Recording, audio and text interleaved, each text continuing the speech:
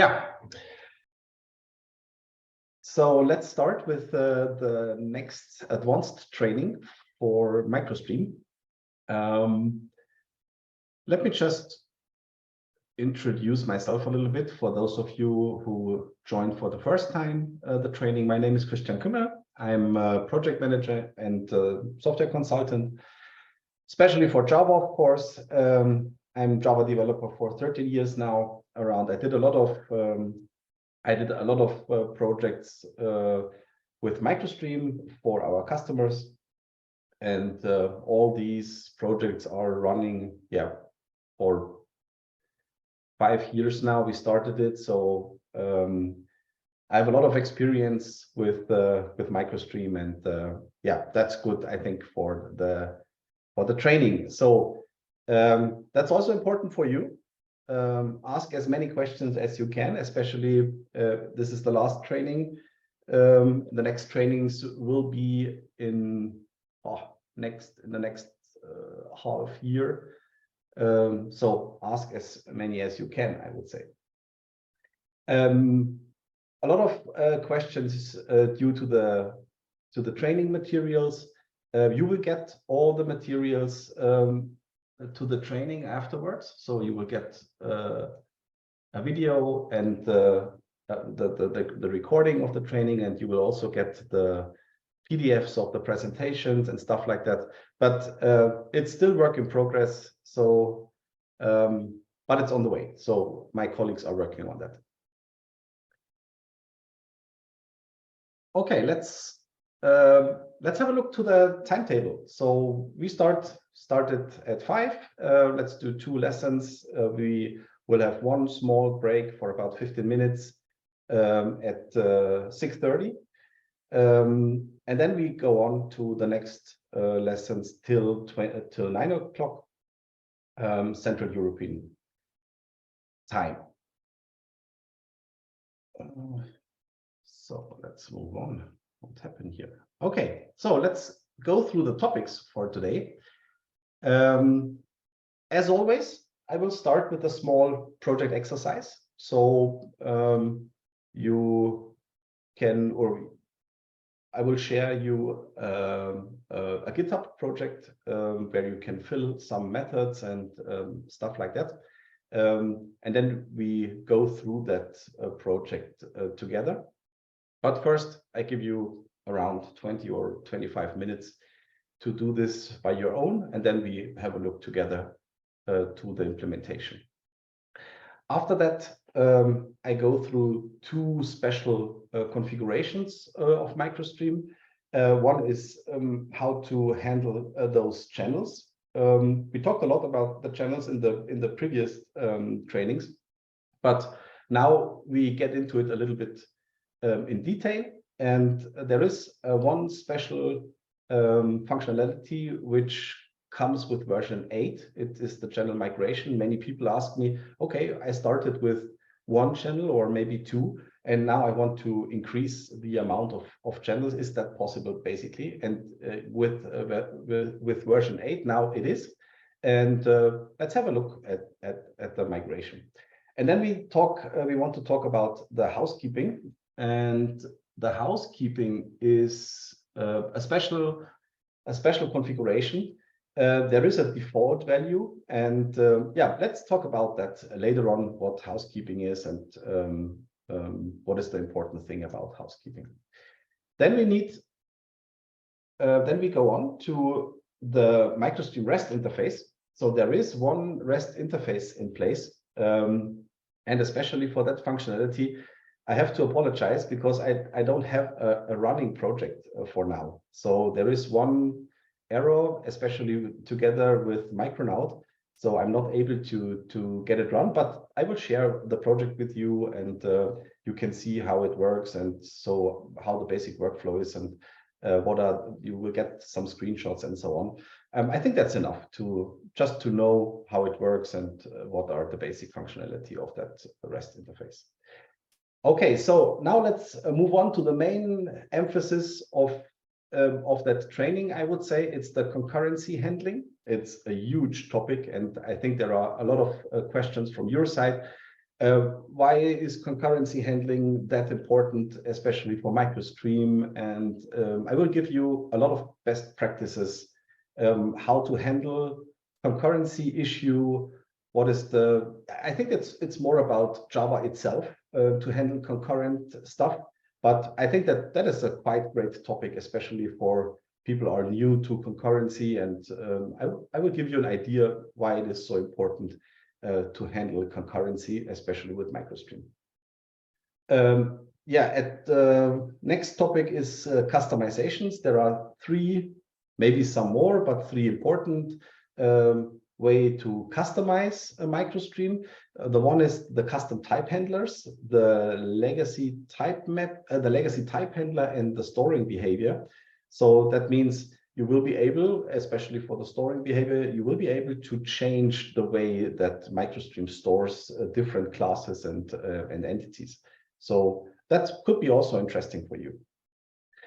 Okay, there are 2 further topics. I marked it in red. So it's one example to store data to AWS S3 bucket, and I have also one which stores data to a PostgreSQL example. These are just 2 examples I want to share with you. It's also part on my GitHub account, and you will find it there. Could be interesting, I guess. And last but not least, we have a lot of question answers at the end. But from for me, it doesn't matter if you ask your question at the end or during the presentation. Feel free to ask whenever you have a question, type it to the chat, and I try to answer it when it fits best to the topics. Okay, do we have some questions so far? So let me just check. There are some entries to the chat.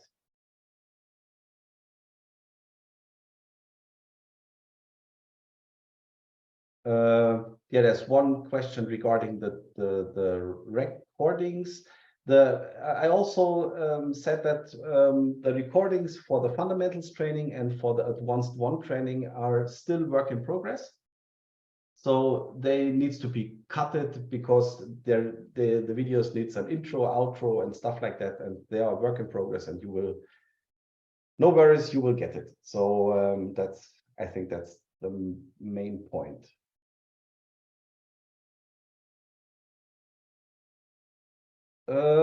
Reactive programming with MicroStream. That's a good point. I'm not an expert in reactive programming, to be honest. And I think it's not a good idea to that when I try to answer that. I knew some stuff of reactive programming for sure, but I think it's not enough to do this within the training. So, but just add this question, or if there is something you want to need, just add this. I think it's most of the reactive programming is based on blocking and non-blocking stuff. Yeah, I could say basically the basic store functionality of MicroStream is blocking. So maybe that helps a little bit. But if you have further questions, just add it to GitHub discussions, for example, or to our Slack channel. Yeah, I have to share the Slack channel also with you. So please remind me if I forgot. There is a Slack channel, and especially on the advanced 1 training, I wasn't able to share that with you, but now I should be able to do that. Okay. Some more questions to today's topics.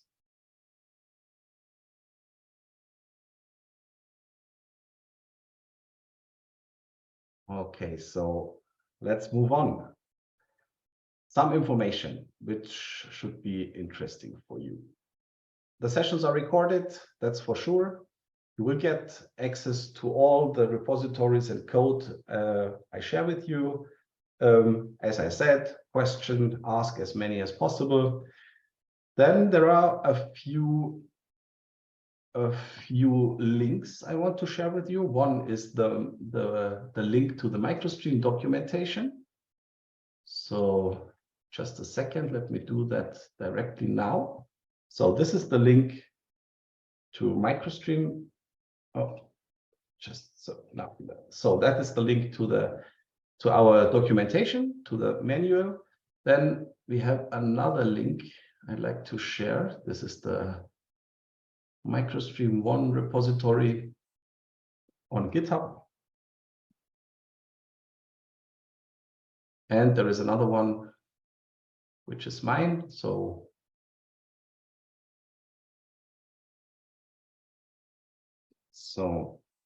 here we are. So this is the link to all the different projects I shared with you in all the trainings also before. There are a lot of different, every project which starts with MS training would be helpful to you. So I tried to name it due to the topic of the project. So yeah, I'm pretty sure it will help. Last but not least, at the end of the training, you will get a link to a Google form, and I just fill out the form. There are some additional questions about what database you use at the moment and what are the reasons for joining MicroStream, or what are your special interests on MicroStream. Please fill out. That would be great. That helps us a lot to improve MicroStream a little bit and see what are your needs on MicroStream. I will share that link later on, and fill out, and then we have enough information to send you the certificate of the course, and also the videos, the recordings and stuff like that.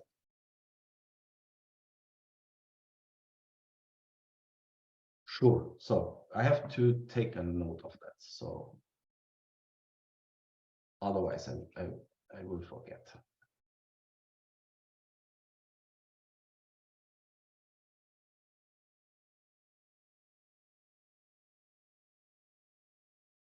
Okay, got it. Okay, for those of you who joined the training for the first time and you see MicroStream for the first time, just summarize. I want to summarize MicroStream a little bit as always. So what is MicroStream basically? It's basically a Java framework, nothing more. So that means you can add MicroStream as a dependency via Maven or Gradle as an embedded framework of your application.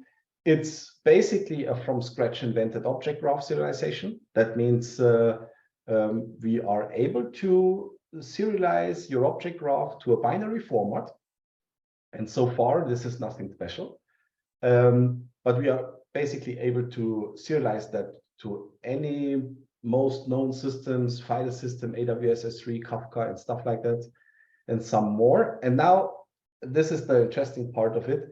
At the end, when you change something on the RAM and you say, okay, MicroStream, store this, only the small changed part has to be serialized, and we are able to update the binary part in the end. I think that's the most important information about MicroStream. MicroStream keeps the most of the data in memory, except the lazy parts. So that means you are able to set lazy points within your object graph. And this data stays on the hard disk, and it's not part of your RAM. So when you touch the lazy parts, they will automatically load it from the hard disk, for example, and then you have it within the RAM also. There is no data mapping. So many people ask us, why is MicroStream that fast? And is it only the point that the data is within the RAM? And I have to say, no, it isn't. So I think the interesting point is that there is no data mapping necessary. So we don't use any annotations and mapping stuff. There is no data type converting to JSON, or we use the object graph as it is. There is no database data model necessary anymore. We just use the pure POJOs. The easy explanation is just change the data in the RAM. MicroStream takes care to keep RAM and storage synchronized. I think that's the all-over summarization of MicroStream. That's important to know when you start with MicroStream. Okay, as I said, I prepared a small exercise for you. And let me just share this. The link, the first link for today is this one. It's a project which is called Warm Up. Okay. So MicroStream Training Bookstore Warm Up. There are two branches in it. First one is the main branch, and the second one is the implementation done branch.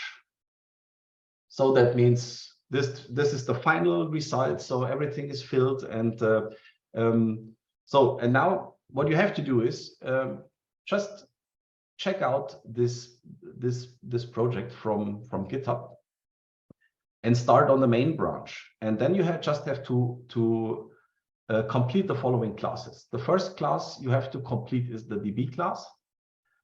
The DB class is the database initialization class. So that means you have to initialize a storage manager, you have to initialize a root object. And for sure, the documentation of MicroStream helps a lot at this point. I will also share this to you in just a few minutes. Then you have to fill out the book controller. And especially for the storage manager, it could be there are some additional information. So when you initialize the storage manager, try to add the following configuration. So that means we need a channel count of 2. We need the store target should be the data folder. Then we need an additional backup folder. This is the part where from the advanced 1 training. And we want to have the lazy clearance set to 10 minutes. So when you remember to the advanced training 1, there is a default lazy clearance of 30 minutes, I guess. And you have to set this to 10 minutes. So you should add some additional lines of code to the storage manager. So, okay. So let me just repeat. Check out that project I shared to you. Start on the main branch, and then you just have to complete the following classes. One is the MicroStream storage.db class, and one is the book controller class. So let me just share the project itself with you. So there is my IDE. And this is the project at top. So this is the warm-up project, and there are a few classes already in. So this is that's the wrong branch. So let me just switch to the main branch. Okay, here we are. And as I said, there are a few compiler errors in it, but that's not important. So as I said, this is the DB class. It's empty now. And then we have the book controller class, which has a lot of REST endpoints, I guess four endpoints, which has to be filled. Everywhere when you enter your code here, then you know, okay, here I have to add something. There is one special thing in that project. Oh, this is what I missed. Sorry for that. Just a second. I forgot to add the root. It should be filled. Just a second. Switch to. This is the.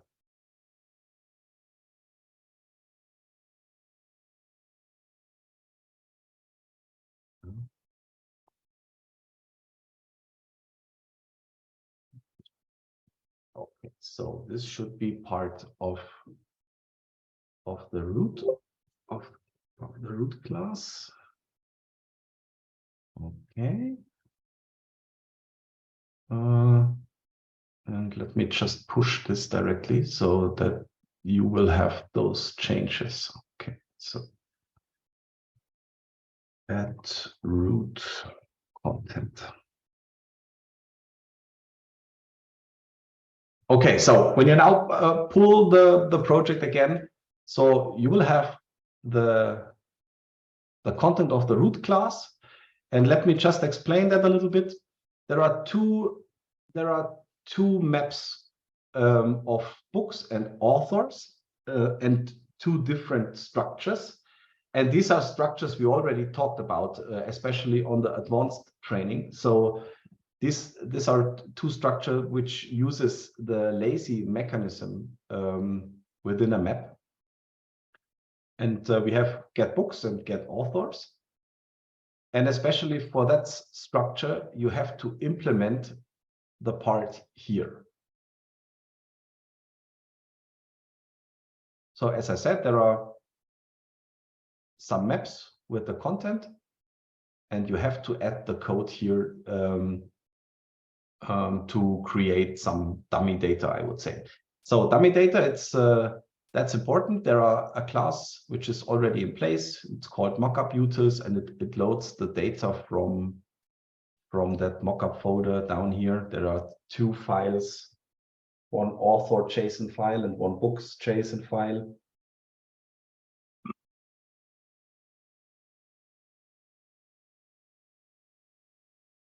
Okay, let me just share the description again of the exercise. Here we are. Okay, as I said, fill the DB class, and especially the information for the DB class is here. So use the builder pattern to initialize the storage manager. We need a channel count of 2. We need a storage target, which is called data. So that's the path, I would say. There is, you should create a backup target, which is called backup, and set the lazy clearance to 10 minutes. That's all content of the advanced training, advanced 1 training. Okay, any questions so far?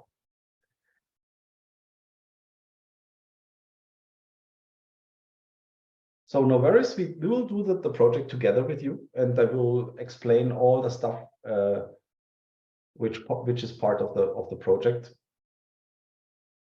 But try it out to fill it by yourself.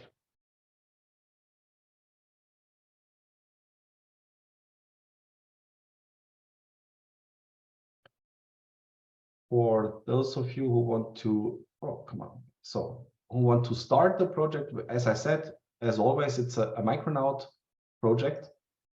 And it's important to say that you have to enable the annotation processing.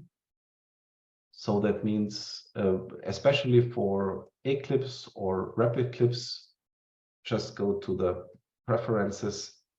You will find the annotation processing below the Maven settings and set it to experimental. That's totally enough. And then you will be able to start the application class itself. So just run it as a Java application, and that's all you have to do to start the application itself.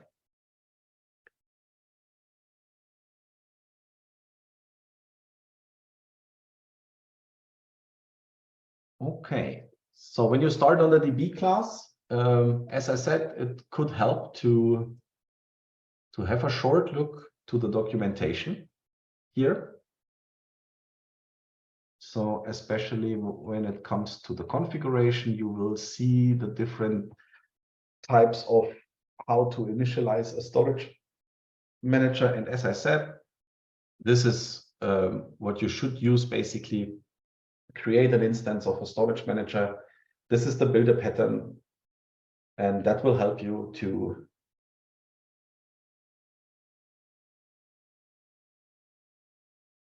okay. So yeah, that's so if you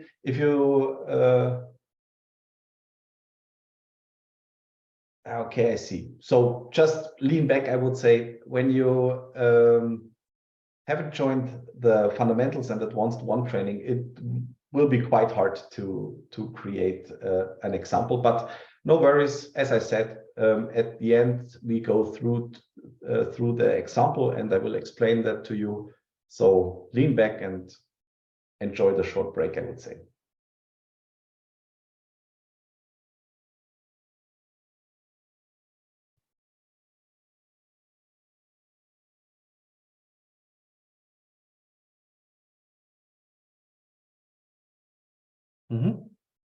So this is that, especially there is one question about the channels. We will get into that. So channels are one topic for today. So just wait a little bit. We start with the channels directly after the exercise here. And I will explain to you what are the channels for.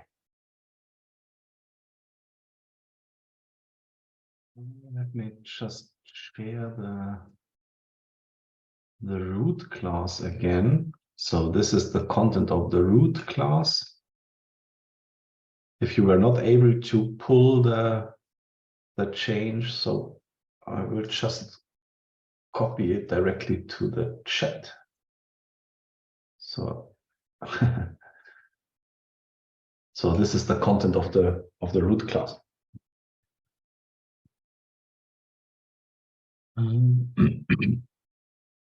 So I mean that exercise project together with the one we did on the advanced one training, I think it's a great starter, are two great starter projects to see how MicroStream works, and it will help you a lot to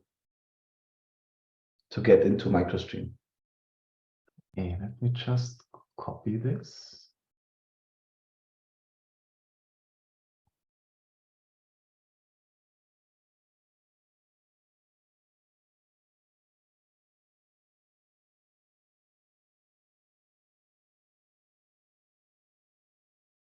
Okay. Especially line 20 is really interesting. To be honest, I never used this entity cache timeout.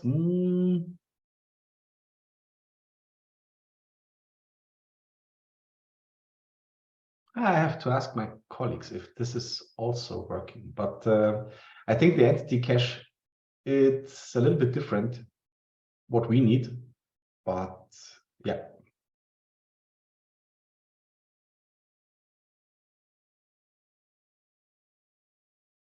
Let me just find, maybe there is a hint in the documentation to see that. I think the line 26 is quite important to start the storage manager. That's important. You have to set the root, but you don't have to store the root. I think the only difference is, so when you have that that line within your code, the storage manager will be initialized directly. So that means when you but no, it's not necessary to have that. It will work also without store root. That makes no sense. Okay, let's go through it together. So I will also share my solution step by step. It's a little bit different, like the one we see here, but basically it's the same. So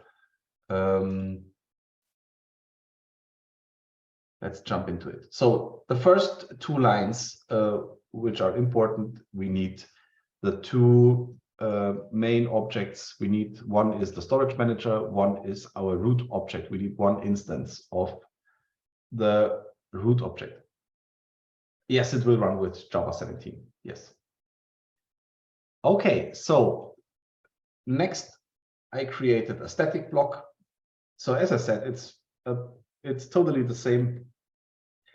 And then we have the builder pattern, and it looks like this.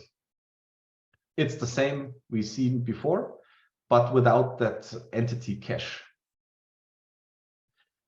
Yeah, could be final also. So that makes sense to have that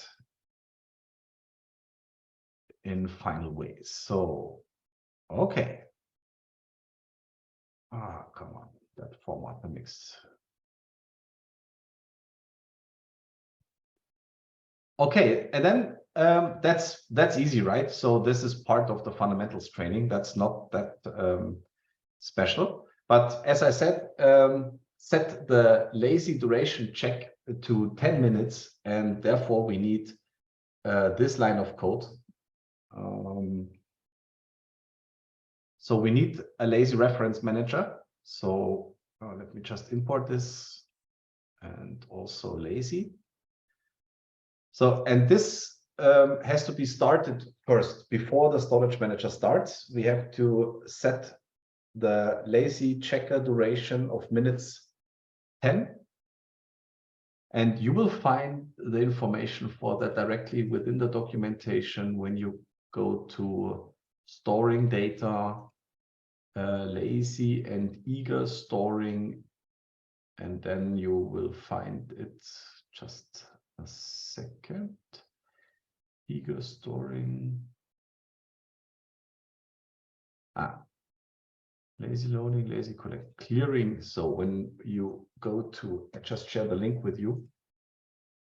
This is the link, and here you will find the information. So to say, okay, this is the same line of code we uses. So, and as I said, by default, it's set to 30 minutes. So when an object within the RAM, which is defined in a lazy way, and when it's untouched for 30 minutes, then it will be cleared. And also it will be cleared on 75% memory of the machine. So that is the default. And what I did is, yeah, the same. I just set it to 10 minutes. And we have to start the lazy checker. That's important.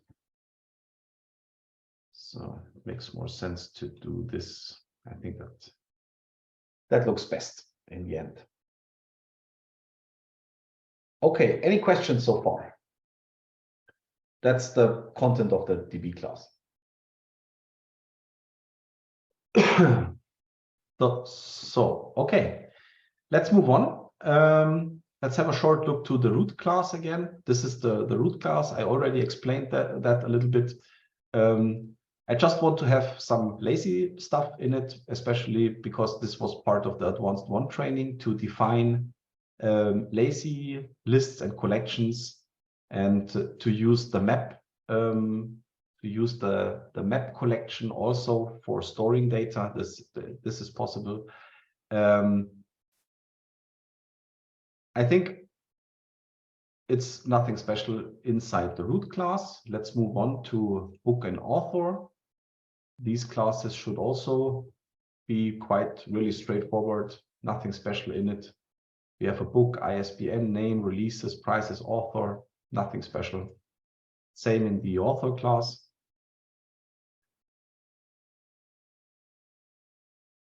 Maybe this is interesting for you. There is one field which is a transient field, and this is also working together with MicroStream. When you define an attribute as a transient attribute, MicroStream will ignore it. It will not be stored within MicroStream.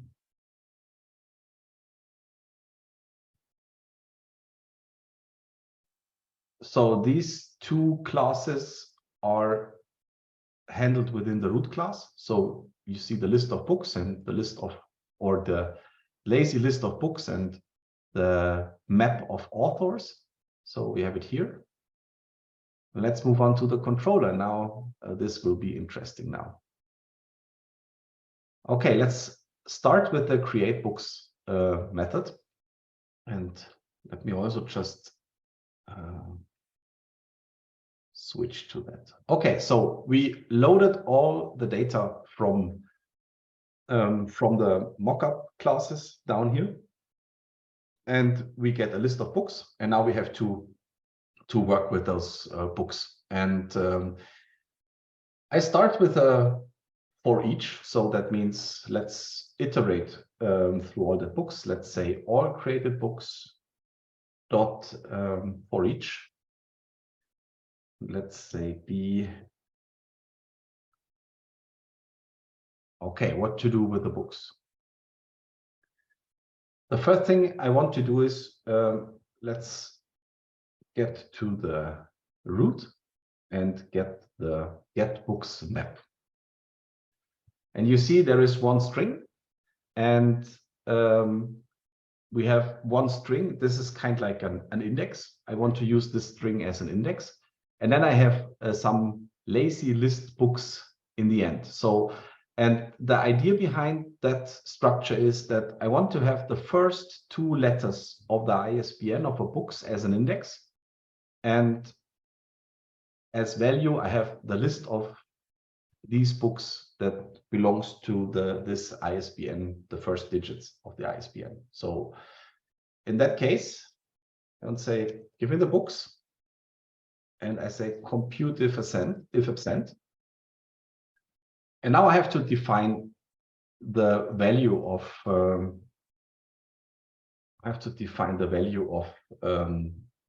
the key. So, and therefore I say, okay, B, give me the ISBN number and give me a substring of that. And let's say 0. It starts on the 0 index, and give me the next 2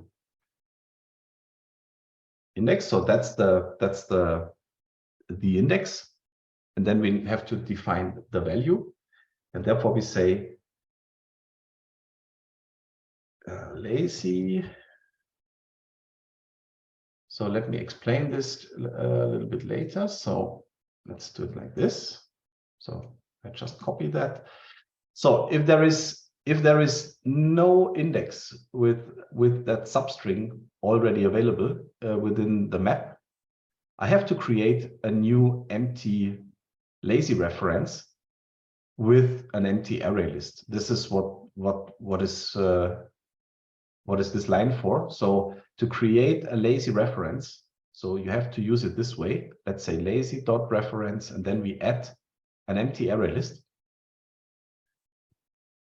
And if not, we are able to say, okay, give me the already existing index and add this to the existing list. Something wrong here. Array list. Maybe to a type. Okay, now we have it. Okay, is that okay for you? So that means iterate through the books, try to find a book with a substring of the ISBN, and if not, then add a lazy an empty array list wrapped in a lazy reference. And if yes, if there is still this array list available, then you say, okay, give me that get is important, because that get loads the lazy loaded array list from the lazy reference. So that means this returns the array list itself, and then I could say, okay, please add the book in the end. Oh.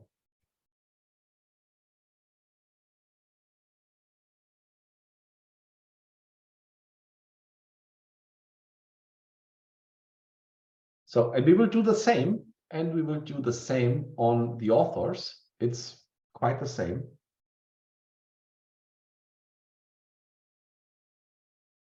Sorry, it uses the key from 29. So it uses the key from B. So B is the book itself. So we iterate through the books. This is the list. And then we iterate through the list. And for each book in that list, we use it as a reference, the reference B. And so I said B that get ISBN and create a substring of that. So that's the index, which is stored at the end in the database. The add. B is the book itself.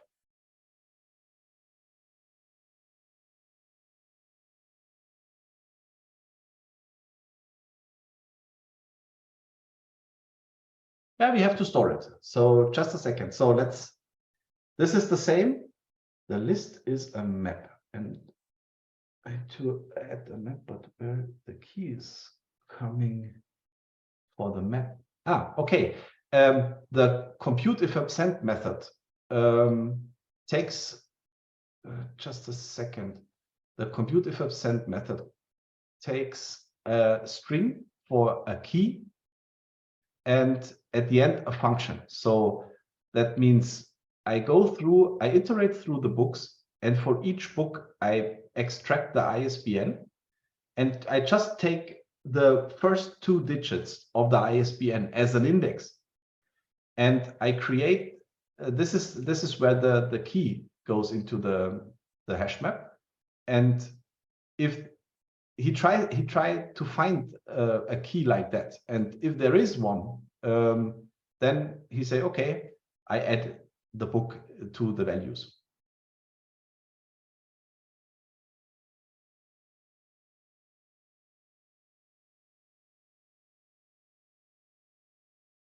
So this is where the key comes from. So this is the line, and this is this line will only be called if there is no key based on that substring in the map. Then it will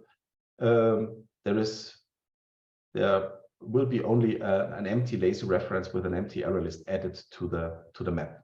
Otherwise, he will add the book to the existing array list. Yeah, it's something like a hash map with a list in it. So the point is, when we use lazy reference, and this is also part of the advanced one training, whenever you define something in a lazy way, for example, when we use a normal array list within a lazy reference, then you have to open the array list all the time at once. So when you stream through the array list. And that's a problem because you have to load all the items of the array list. And in that case, that makes no sense because you have to load all the data to the RAM. And especially in this case, I just try to find the right key, and then I will get a much smaller array list in the end, because I will search directly within the key. Okay, so as I said, we do the same on the second hash map here, but also a little bit different because I want to search through the authors. And what I've done here is I create a key based on the author of the ID of the email and the last name. And that gives me the possibility to search within the keys for a specific email, for example, or for a specific last name. And at the end, I will get the author. This is a little bit special, but it's one example how your data structure could look like. So one possibility. There are many more, but maybe it makes no sense to have all of the informations of an author within the RAM. I just need to have the infos. Maybe that's enough to fill a grid, for example. Then just use the keys for filling a grid. And if you need more information, just go to use this key to load the full author object at the end. Okay, so now we have filled our collections. And as always, we have to store the object which has changed. That's important. That means we say db.storage manager. So let's call our storage manager and say store. And especially in this case, I did not use the store. I used the store all method.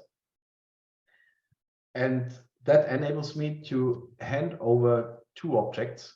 So let's say root.get books and db.root.get authors.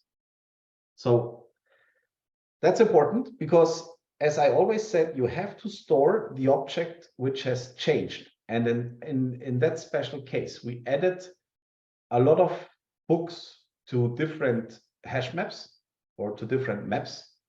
And so we changed the maps because we added references to it. So we have to store maps. And that is what we have done here. So we hand over books and authors. There is one interesting thing. There are two methods. there is one method which is called store all, and you will be able to add an iterable.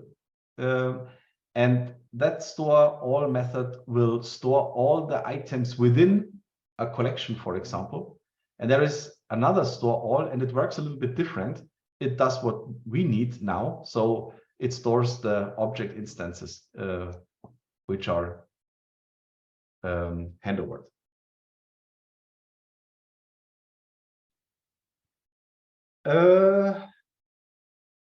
Is storage map transactional? Yes, it is. Yes, it's a all or nothing transaction.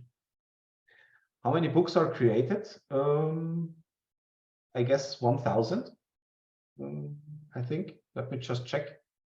Yeah, 1,000 books.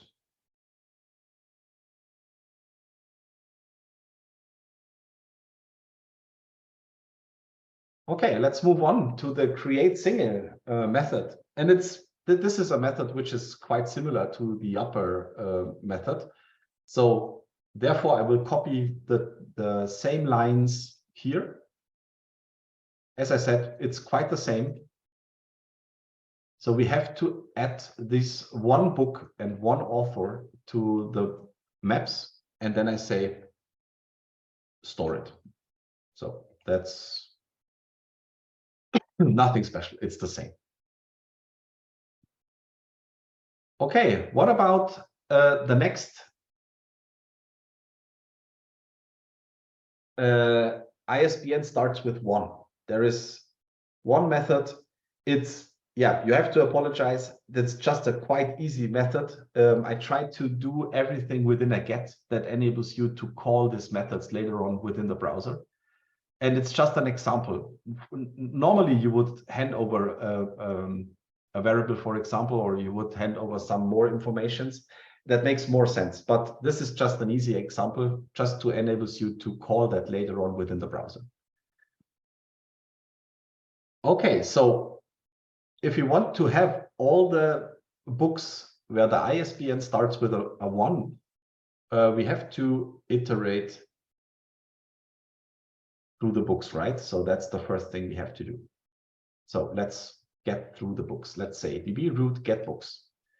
And then I want to have, because I want to search through the objects itself. So let's do this. Let's say, give me the entry set. So that returns the keys and the values, or yeah, like to say the entry set itself. And let's stream through the entry set. Let's define the filter. And for the filter, it's quite easy. I will copy paste this, makes it a little bit easier for me. Give me the key, s.getKey, and give me all the objects which starts with 1. And in our case, 1, the key is a string, so therefore starts with 1. And because we have a flat map, or because we have a list on the value side, we have to use a flat map, because we want to have a complete list in the end. So we have to say flat map e.get value dot get. Don't forget that get here, because e.get value returns a lazy reference, right? So let's jump to the root. So we first, when we say get value, we get the lazy object, and on that lazy object we call get to get directly the list of objects, and then we say get.string. And in the end, we have to say, okay, let's collect this collectors.toList. That's it. So we iterate through the books and say, give me the entry sets of that hash map. Let's stream through the entry sets. Give me just these entry sets, which starts with 1. And I want to have a flat map of the lists within the value. And please collect this together to one list.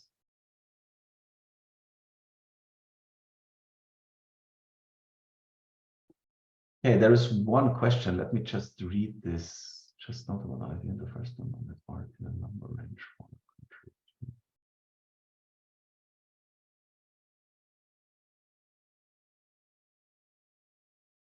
Oh, that's a great hint. Thank you. So maybe it makes more sense to have an ISBN with the first 3 or 4 digits, or I think that's up to you. But yeah, nice hint. Great.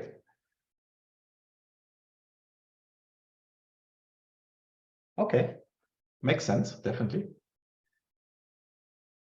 I think the key message is that you will be able to add any index you need within your application, and that's also an important message that you are able to define your own keys now within MicroStream that fits best for your application. So I not only have a key, which fits to the database as a primary key or stuff like that. That makes not really sense. Okay, so let's talk about the last method here, update multi. And I also choose this on purpose because we talked about transactions and stuff like that within the advanced 1 training. And let's start with one call. So we want to update the books which starts with 1. So we use that method above again. So in addition, we have to define one lazy storer. So we create our own storer.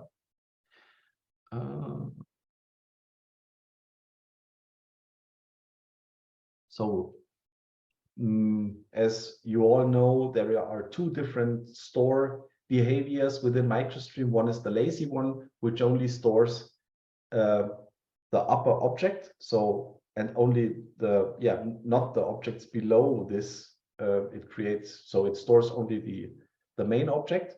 And there is another one which is called eager storer. And the eager storer stores the whole graph below the given object. So, but in that case, we only need the lazy storer. And then we say, okay, let's create a try catch to gives us the possibility to react to an exception. Let's create a for each. Let me just copy that completely. So that means we iterate through the list of books and we say for each. And for each book, we say, okay, let's set a new price to the book. And the lazy storer.store adds the books to the lazy storer. So it marks the book as storable in a way, I would say. And in the end, if everything is all right, so we call ls.commit, and the changes are going to the database, so going to the hard disk, for example. In any other case, if something went wrong here, so we have to find a way to revert the data, and especially for that we use our reloader. See, we already talked about that reloading stuff on the advanced 1 training. So the reloader enables us to revert or roll back the data. So if there is anything which goes wrong, so we use that reloader and we say, okay, let's iterate through the books we collected to change, and let's say for each and reload flat. So as I said, we just changed some primary attributes of the book, and then therefore we need only the reload flat method, and we hand over the book. We need an error message, of course, and that's it.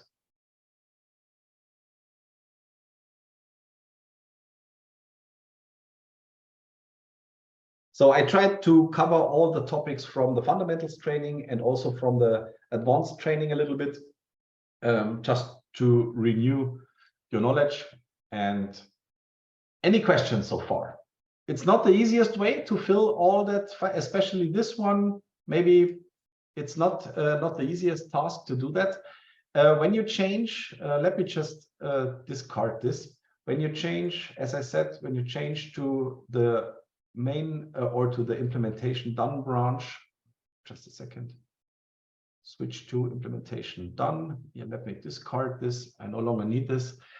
Okay, then you will be able to start the project. So let's go to the application class, run as Java application.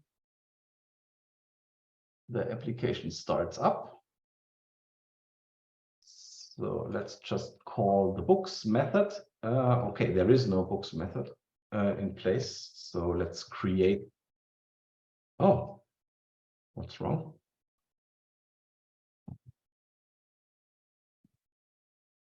Localhost 8080 books create.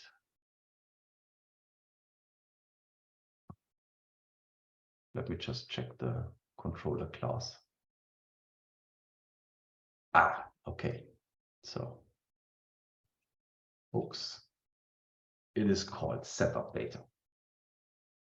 Okay, now you can see a book successfully created. Let's see, the method was ISBN starts with 1. So let's go back to the browser. ISBN starts with 1, then you will have all the books we created.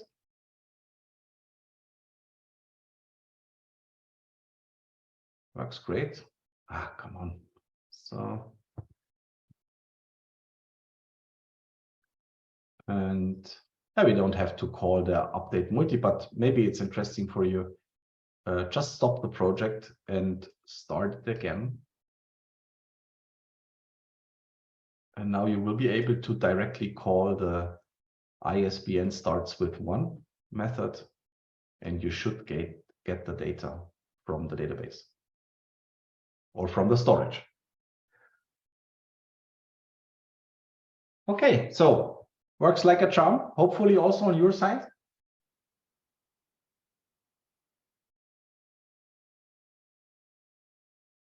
So as I said, you have to activate your annotation processing within your IDE, and then you will be able to start the Micronaut application. So in my case, it's run as a Java application, but it should be the same in any other IDE. I think you know best how to start a Java application, and you have to take care about that the port 8080 is free. That's important, and then the application should run. Any questions so far?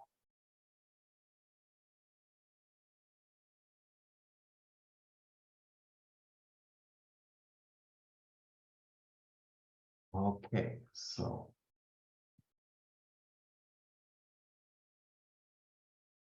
let's move on to the next topic for today, or for the first new topic for today. Let's talk about the channels. So we create in that project, we created 2 channels. That was the idea. Let me just share one presentation just to, where is it?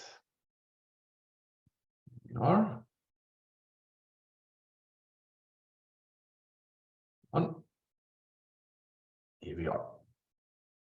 Okay, so MicroStream Advanced training. Let's talk about advanced configuration. There are a few additional properties that can be changed. We didn't talk about that. You are able to change the storage name, the channel names, all file prefixes, suffixes, and stuff like that. I think that's not that interesting, but you have to know that it's basically possible to change it. it's more important to know what the channels did. So, and why the channels are, I think, not that important, but you have to know how to use channels. The basic explanation of the channels is channels are the I/O threads used by MicroStream, by the MicroStream storage engine. That means whenever you write down data to hard disk, or you load data from hard disk, or you stream data to AWS S3, for example, or you load data from an S3 bucket, you do this within I/O threads. And that's and that's why it's important to know what the channels are. So as I said, channels are the I/O threads. So that means when you choose two channels, you will have two I/O threads to load and save the data, especially when you use lazy loading, and also when you say, okay, store it, then the data will be stored in two I/O threads, for example. And that's the same for the I/O threads to an S3 bucket, or to any storage target which is used by MicroStream. So that means basically the channels must be a power of 2. So that means 2, 4, 8, 16, and so on. And when to use. So and of course, MicroStream is basically an in-memory storage, or most of the data which should be available in a high-performant way, then data has to be in the RAM. And for that situation, it's not that important if you have 1 or 2 channels, or 4 or 8. It's just basically RAM communication. But when you have a lot of lazy loading data, or when you have a lot of data which is loaded the lazy way, then I/O threads could be important to have 2 or 4. Then it would be loaded in a parallel way. Or when you have an unusual high amount of inserts, for example. So when you say, okay, I need to write data in a really high in a high frequent way, then it could make sense to have multiple channels to write it directly to the hard disk, for example. Or when you're loading and storing a lot of binary files, images, and documents, that also could make sense to have multiple channels. This is an important question. Many people ask this: how many channels should I use? So let's say, for example, if we have little or to no lazy loading within our project, then I would say 1 or 2 channels should be totally enough. So as I said, if there is no lazy loading in place, and if there are no heavyweight writing data within your application, then 1 or 2 channels should be enough. If you have a lot of write requests or storing data to a remote source, it could be useful to have 2 or 4 channels. Writing data in high frequency, 2 or 4, I would say. I would not recommend to have more than 8 or 16 because of data segmentation, but this is totally up to you. So you have to imagine, the more channels you have, the more segmented is the data on your hard disk, on the S3 bucket. And yeah, it could be an issue to bind all the data back together. And the more channels you have, the more your performance will be decreased. So, and in my opinion, I created a lot of projects. We never used more than 8 channels.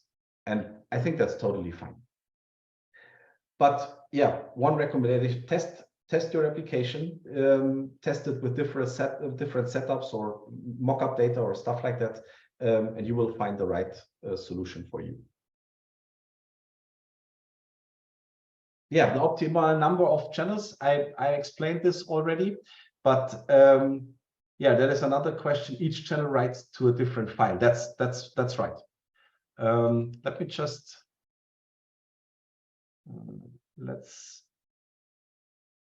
let's go to one example project. So especially that bookstore warm-up we used 2 channels. And this is the let's show this in Project Explorer, System Explorer. Sorry. Okay, here we are. Okay, this is the result. This is the result in the end. So this is the result of the storage folder. And as we all know, that we have the persisted type dictionary, which contains the data type definition. So we have 2 channel folders, and each channel folder contains 1 or multiple channel files, and yeah, as I said, 1 transaction file. And for each channel you will have 1 special folder at the end that enables MicroStream to write data in 2 different I/O threads. That's the idea behind.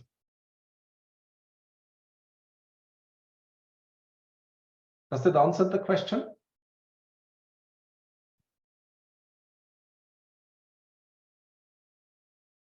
Great. Okay. So the problem is you will not be able to change the channels the easy way. It's not allowed to say, okay, let's start the project with 2 channels.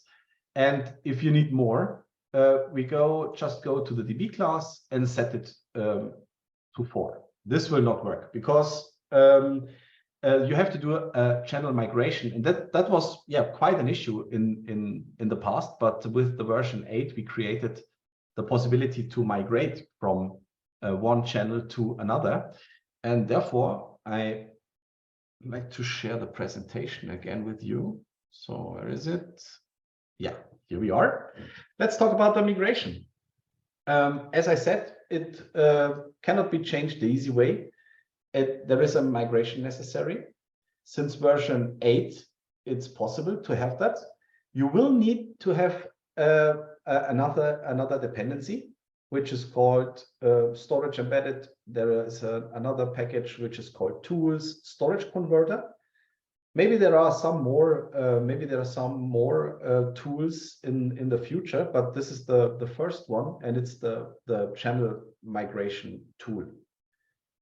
And you will find one example within our framework, which is called main utils storage converter. Let's jump back to the IDE. I prepared one project.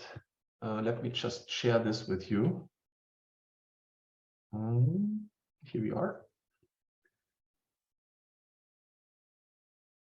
So here is the project. Just check it out if you want. And this is what we have here. So let me just close this one. Don't save it. Okay, let's jump in. It's quite the same like the warm-up project. It contains a DB class, it contains author, books, and root. It contains a book controller class and some mockup utils and so on. Really straightforward, the same we have all the time. But there is one class which is below the DB class, and it is called main migrate channels. And let me just open another class. It is called main utils storage converter. This is one class within our framework. And let's have a short look to the POM XML. So that is what I talked about. This is the dependency we need to use the migration tooling. And this is one example. Let's just have a look to that example. We have one main class which can be started from scratch, I would say, and then we have to load a configuration file in that case, and we have to create a storage foundation and create a configuration out of that. So that means we need to have the old configuration, the source configuration, and then we have the target configuration, and the converter down here takes both configurations and moves the source to the target configuration. I created this for you in the main migrate channels. This is also be possible without the file. So that means, let me just also share the DB class. You can see that here, that is the DB class. Really straightforward, nothing special is configured in it, only the channel count is configured. And I use the same code, especially this one, only this one is needed. So we just need the foundation. And I added it to the example. So as you can see here, set channel count, create a foundation, and then I created the configuration. I did this for the two configurations, the source configuration and the target configuration. And as you can see here, I changed the amounts of channels. Then we have here just some two sysouts, and let's do the converter stuff here. Let's try this out. So let me just start the project and add some data.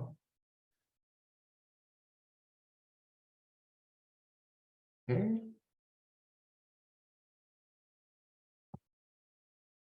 The browser.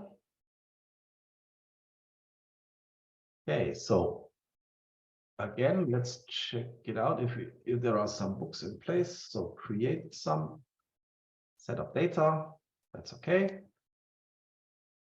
Let's see. Okay, now we have the books here, and let's have a look to the data side.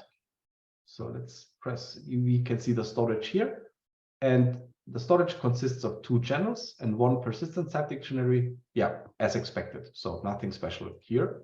Let's stop the project, and now let's go directly to the main class, and let's run this. Run as Java application. And as you can see here, it transfers the source storage to the target, and the conversion is finished. And when we now press on refresh here, you see some more channels are created. So I think that's an important function, which is new within version 8. But this function enables you to change the amount of channels after its creation. Okay, that's it for the channels. Nothing more to know about channels.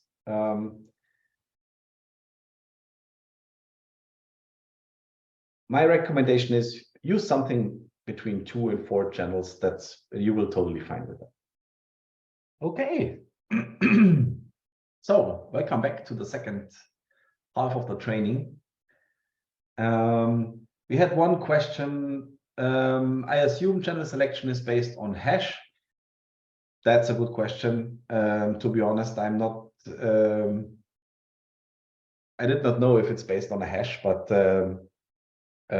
I'm pretty sure there is an efficient way to split the data to the channels. But yeah, I'm not sure if it's based on hash or whatever else technology. But maybe I could ask my colleague for that. That could also be interesting. But I'm pretty sure there is an efficient way how it works. Okay, so let's move on to the. Before I want to step in the concurrency handling, I want to share one configuration with you, which might be interesting also. And it's the that's the channel migration example again. But yeah, it's the housekeeping. So I always explained that MicroStream will not change the data on the binary file. So that means every change or every add or insert to the binary file will be attached to the end of some files. So that means that the storage on the hard disk basically grows more and more because everything is attached to the storage. And therefore, we need a housekeeping process that deletes the duplicate entries all the time. So, and that means the housekeeping is running all the time in the background and takes care about to keep the persistence in good conditions, I would say. The housekeeping process consists of many different smaller processes, but I think that's not that important. The important thing is that, as I said, everything will be attached at the end of those files, and the housekeeping takes care about to delete the duplicate entries. So it's the same, you can see down here. So we have 4 times the same object with different elements in it, and housekeeping takes care about to delete the 3 older ones, so in the storage. But there is one problem on that system, because the housekeeping process itself has 2 different properties. One is the interval itself, so that means how often does the housekeeping run, and the second one is the time budget for the housekeeping, and that means it's the duration which can be used by the housekeeping cycle. And default is 10 milliseconds, and the housekeeping budget default is 1 second. So the interval means that every second the housekeeping is running for about 10 milliseconds to clean the storage. And that might be a problem, because especially when you want to write data in a high frequent way, that increases your storage more and more. So let me just share this with you. I created one example project. I have to clean up a little bit. There is one project which is called MicroStream configuration. Just a second. You will get the link also to check out it. So we already used this project on the Advanced 1 or Fundamentals training, not sure about that, but there is one branch which is specially made for a demonstration, for a short demonstration. It is called housekeeping example. Okay.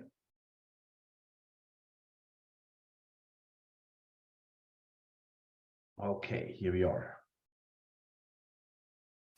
So let's open the configuration file. Yeah, and you can see this.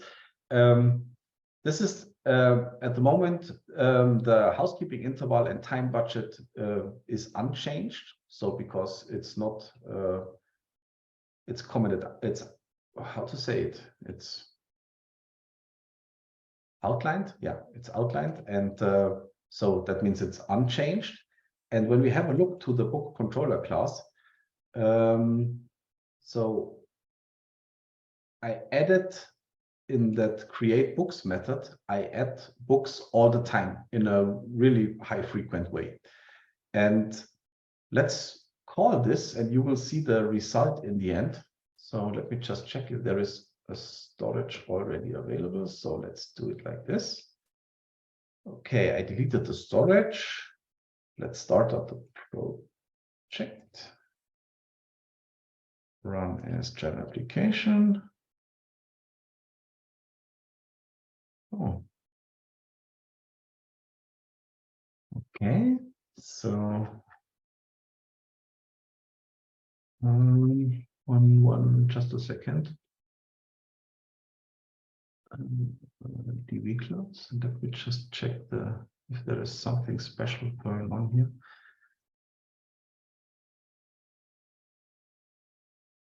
Okay, so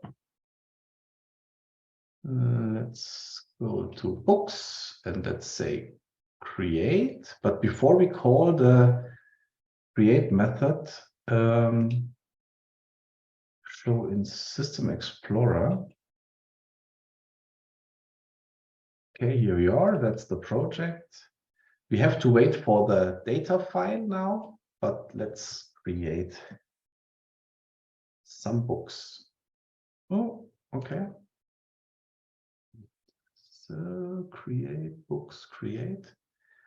there is something wrong within the project itself. Give me just a second to find the reason for that. MicroStream XML, that's okay.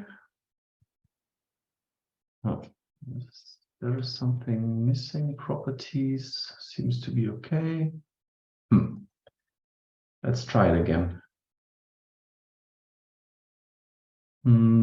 That's a good point. So we just check if there is the right. But there is the MicroStream 7. That's okay. That's the right form.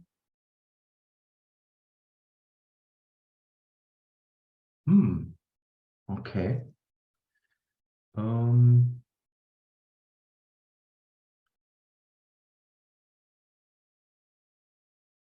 There is something wrong because of that. I'll just check if there is.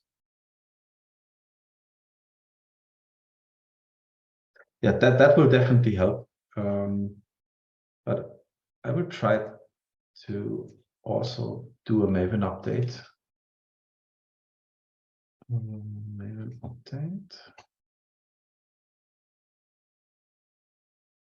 Let's say Maven update, force update. Let's see if that helps. That's quite curious because the project is running as expected on a different branch. So this is really confusing to me. Yeah, give it another try and now it seems good. Okay, so let's create. And now you see these are the runs, and let's check it out. Let's go to data and to channel. Now you can see the database grows and grows and grows and grows till the channel 50. In the end, when the storage or the process is done, the housekeeping will run in the background. That means it will just compress the data and will clean the data. But if you do some further runs, maybe you will run out of memory. So, and therefore it makes sense to adjust the housekeeping process a little bit. And let's do this. And therefore, let me just delete the existing storage, and let's change the housekeeping interval and also the time budget a little bit. So, and let's see what happens when we change this. Okay.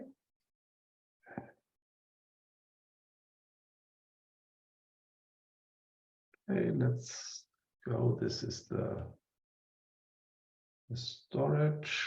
We need our. So let's create books. You see it's running. Now let's go to the data files. And now you see the housekeeping works great. It decreases the performance a little bit. So there are some possibilities to adjust the housekeeping in a better way. But basically, we added all the data directly, and it stays definitely smaller than expected. So you can see the differences. Now we have one file with the size of 4 megabytes, and on the first try we had, I think, 50 files with 8 megabytes around that. So yeah, that helps a lot. So yeah, that's one or the last configuration I want to share with you. I think I shared all the most used configuration, and this is the last one, how to increase the housekeeping process a little bit. No, it's not possible. As far as I know, it's not possible to change the housekeeping during the runtime. But that could be that. Let me just take a note for that. It could make sense to change this. I will take this as a feature request, but for now, it's not possible to change this.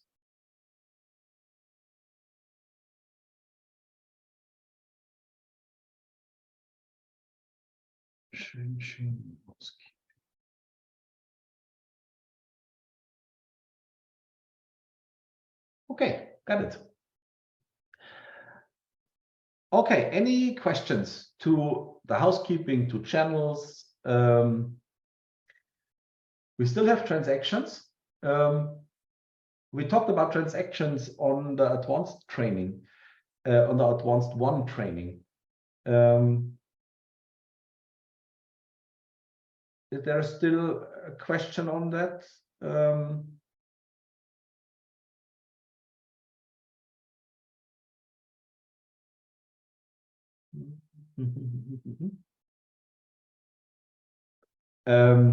So maybe I have to jump back to the warm-up project. There was one example of a possible transaction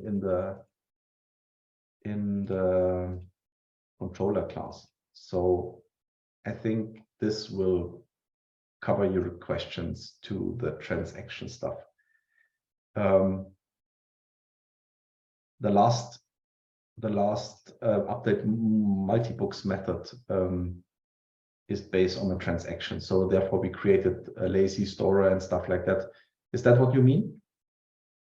So we have the rollback mechanism here, and okay, so you will find, just check it out. This is the last method of our warm-up project we made. And the last method here, update multibooks, and it shows one possibility to realize transactions. But the basic behavior of MicroStream is all or nothing. So every store method is a one or nothing transaction. And if you want to realize transaction within multiple stores, you can use the lazy storer or eager storer to say, okay, lazy storer.store. That means it marks the object as changed, I would say. And after that, if all objects are changed, we do a commit. Otherwise, we do a reload, and we will reload the objects again. Okay.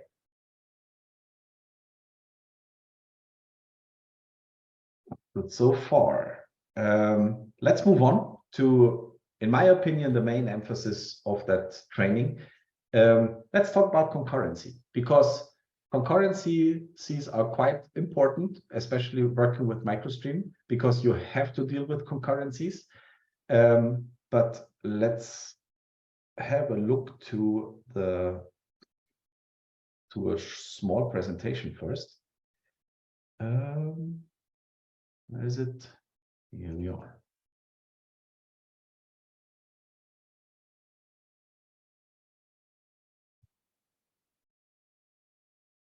Concurrency handling. So, what about the topics? Do we need to take care about concurrency with MySQL or MicroStream?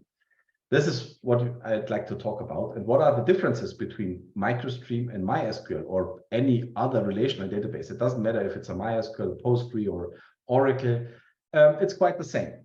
But the concurrency handling is totally different in comparison to MicroStream. So we have to take care about this. The basic question is MicroStream responsible to take care about concurrencies?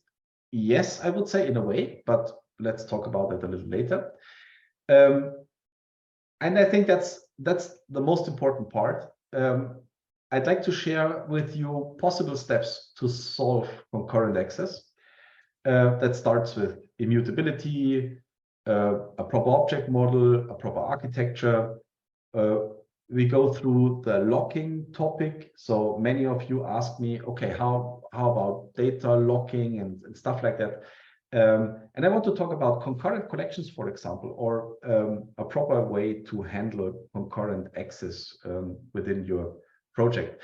And in my opinion, that's a really great. There are some really great informations in it, all which are needed for every one of us, because every developer should be able to deal with concurrent accesses. And to be honest, it's not that complicated. So there are some easy solutions, and if you knew what to do, it is really straightforward.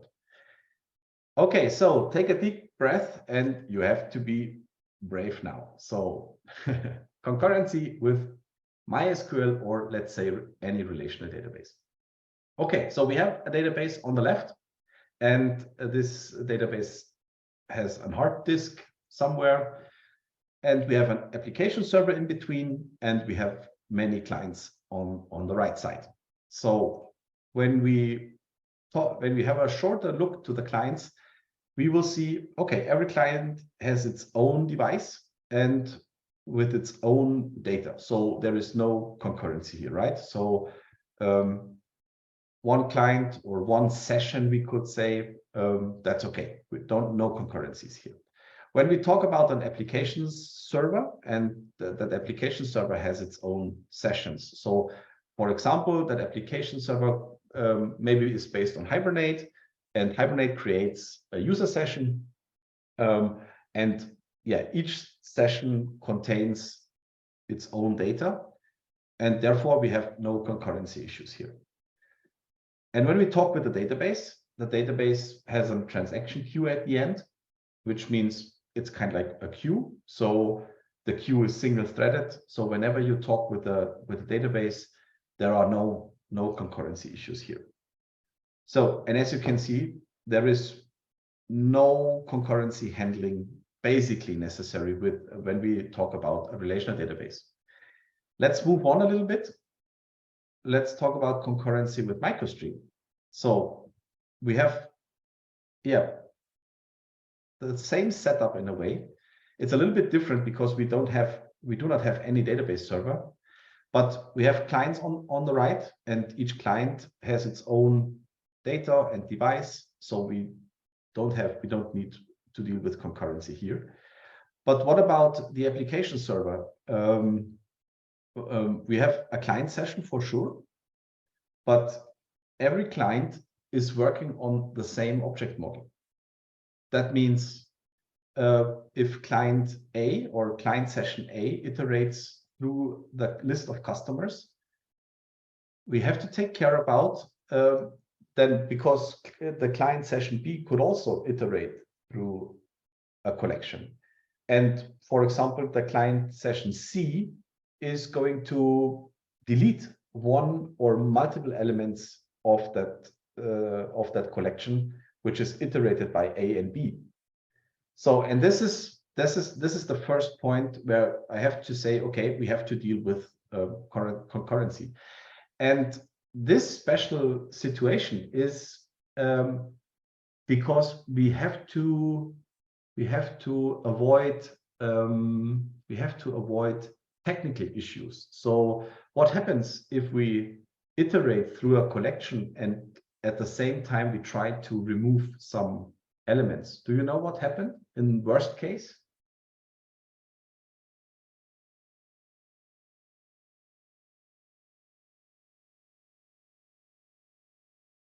So it could be, everything could be fine. So, but in worst case, you will get a concurrent modification exception. So when you try to iterate, and I will show you that later on. So, okay, so the basic stuff is, or the basic message is, all the sessions or all the clients are working on the same object model, which could be also an advantage. Of course, but yeah, the disadvantages is you have to deal with concurrencies. And it's also the same when we have a storage server. So let's say, especially all the examples I create are based on Micronaut. So right, so that means we use Micronaut and MicroStream as a data provider server, and this is kind of like the same as the storage server here. And let's say we have an application server in between, and we have those clients. So the point is that we have no concurrency on both systems here. So we have a client session A, B, or C. We have a client A, B, and C, no concurrency here. But when we have a look to the REST endpoints, for example, the first thing is that the REST endpoints are replicated, maybe, and it's possible that they are working with multiple REST endpoints on one collection, for example. And I would say basically all these REST endpoints are working on one object model, and therefore it's important to take care about concurrency. Okay, most of the time, MicroStream takes care about concurrency because it uses the basic operation system standards for locking on the file system, basically. And MicroStream itself, the core framework, handles concurrencies within, but only for those moments you call the store method. So then MicroStream takes care about concurrency. But what about when we're working on the collections and so on, we have to take care about. So because MicroStream helps you there. So let's imagine we skip Hibernate, we skip MicroStream, for example, or we remove MicroStream out of your project. You will work the same way on your object graph as it would be when you have MicroStream within. So MicroStream just takes care about how to store the data and takes care about to keep both sides in sync. But the basic behavior of handling data within the RAM it's your part, and you have to deal with it. And this is why I want to talk about that a little bit more in detail, because every developer should be aware of concurrency. And when you search for it within the internet, you will get thousands of pages which tries to tell you how to handle concurrency, but it's not that easy. So let's start with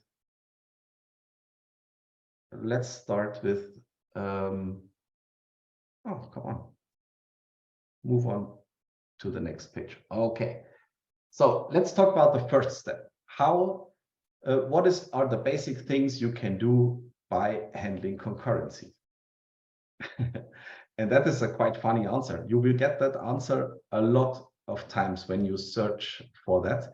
Try to prevent concurrent access whenever you can. That's the basic message you should do, because every time when you have to deal with concurrent stuff, this will decrease your performance, right? So you have to add some blocking mechanisms or stuff like that.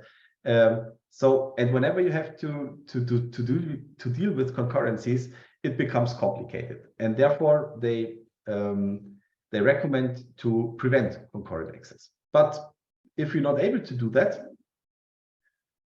we have to try to use immutable objects. That is the first step you always have to do. Try to use immutable objects whenever you can. That means try to use the final word wherever you can. If this is not possible, try to reduce the amount of concurrent access as much as possible. That could also be a solution. Make it nearly impossible that something goes wrong. That is not always possible, but in some cases this will really help. And we could use synchronized, right? So that could be also a great solution, to use the synchronized methods or synchronized collections. But let's have a look to the IDE directly. So I created one project which is called concurrency here. Let me share this with you.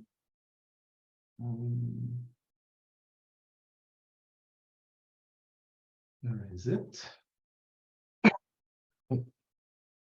Okay, here we are. And let's start on the first branch.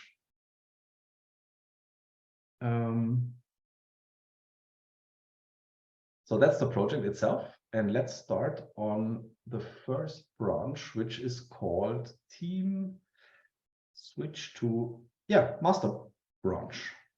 Let's start directly on the master branch. And let's do some research. Okay, the basic project setup is as usual. So we have author and books domain classes. We have one data root object. We have the DB class. Everything is like expected.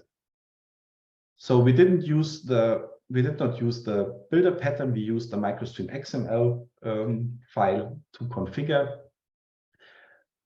In that case, we have one storage directory, which is called data. We have a channel count of 4, but this is not important for that example. What we have here, just to show you one example of a concurrent error. So I have a method which is called run through. And this method iterates all the time through a collection of books. And during the iteration, I tried to delete some books. Let's try this. Let's see what happened when we. No. Here we are. Okay. Let's start the application.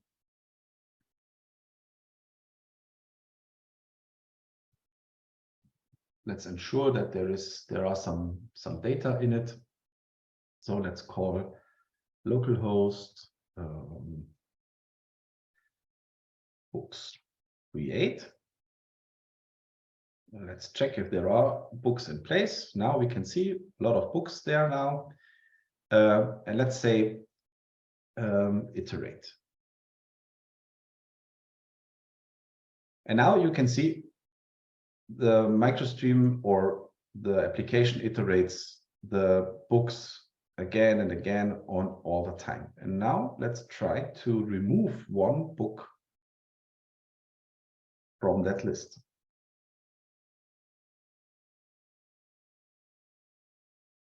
DB book maybe.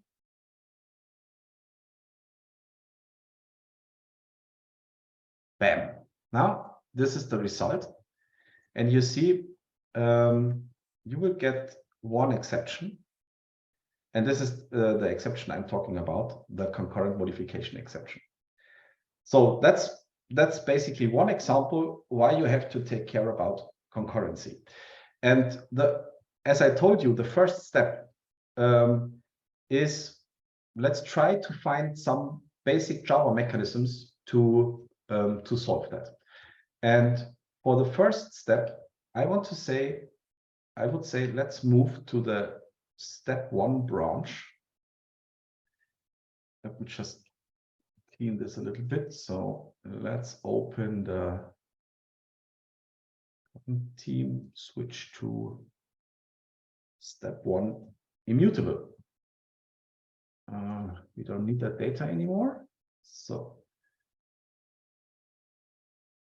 okay, let's jump in the book, for example. So let me switch back again, just to show you the differences between the first and the second branch.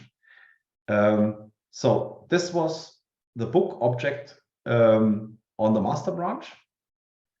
And let's switch back to the immutable branch. And now you can see the differences. And there are also some changes on the author object.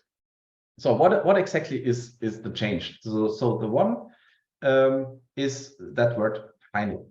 So that makes a property, we call it immutable in a way, and that means you will not be able to change that property until it is or after it is set once. So that means when an object is created, let's say a book object is created, and an ISBN is set, you will not be able to change this ISBN anymore.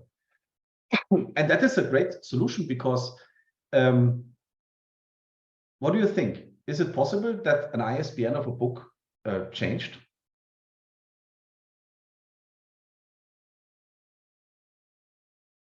Or does it make sense to change the name of a book? Or the release date? Does it make sense to change the release date of a book? No, and that's exactly the point. It makes more sense to have those properties final, because so let's say in the reality, it's not possible to change an ISBN of a book. So that means whenever one ISBN is assigned to a book, this book will have that ISBN number forever, I would say. It's the same for the name, for example. The name will stay forever. So, but what about, let's say, what about the name is changing? So how to handle that with the final modifier? So in that case, the point is you have to create a new book element with the new name and a new ISBN and stuff like that. And that's the only way how to handle that. And this final modifier makes an object, I would say, immutable. And especially in that case, the whole book is immutable except the big decimal. But the big decimal itself, it's an immutable data type. But it might be possible that we could have those price informations in a separated object, for example. And in the end, we will get an immutable object which handles concurrency automatically, because it cannot be changed, and therefore we don't have to take care about concurrent changes. And that is the first thing you always have to do. Just use the final modifier or use records instead of that. That is the first step to create a proper concurrent thread-safe model, I would say. There is one question from Joachim. What is that super calling? That super calls the inherited method where the book is the inherited object, and it calls the super constructor, I would say. So when we click on super, it calls the object class itself, because every object in Java is inherited from object, and it calls the super constructor.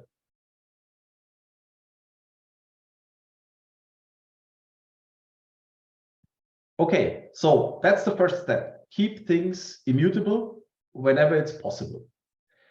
That is weird, basically. Yes, you are right. It's unnecessary, but it's sometimes it makes sense to have that, just to, yeah, it's part of the clean code or stuff like that. Sometimes it's necessary to have that, but that's not the point, I would say. I would say use the final modifier if it's possible. Okay, step number one. Then we talked about synchronized. What about synchronized? Let's move to the author object, for example. So there are 3 properties which can be immutable. For example, maybe the ID of an author, also the first name will never change.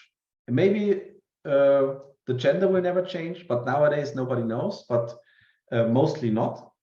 But there are some properties which can change, right? So last name, email address, and the alias can change. How to handle that?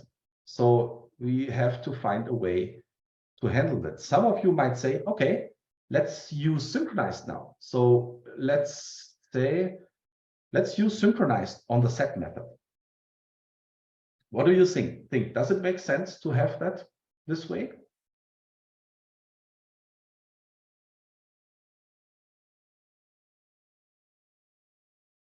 It could make sense. This basically ensures thread-safe operations. You are basically right. So that means that only one thread is able to access the set method. So that means it will basically help, but not not in combination with MicroStream, because MicroStream, there is one rule you have to know. Whenever you call a store method on an object with MicroStream, you have to ensure that nobody changes the object at the same time. And now I have to answer the question again, does it make sense to have synchronized here in combination with MicroStream?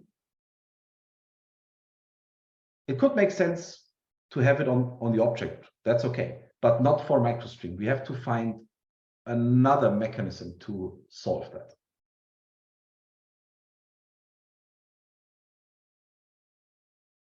That's a good question. Let me just, I don't, volatile, not sure if I get it right. So let me just check this now. I've never used it, to be honest.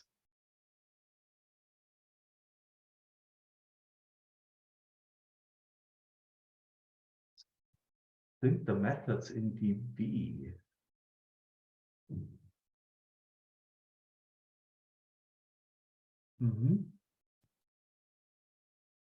Okay, I see.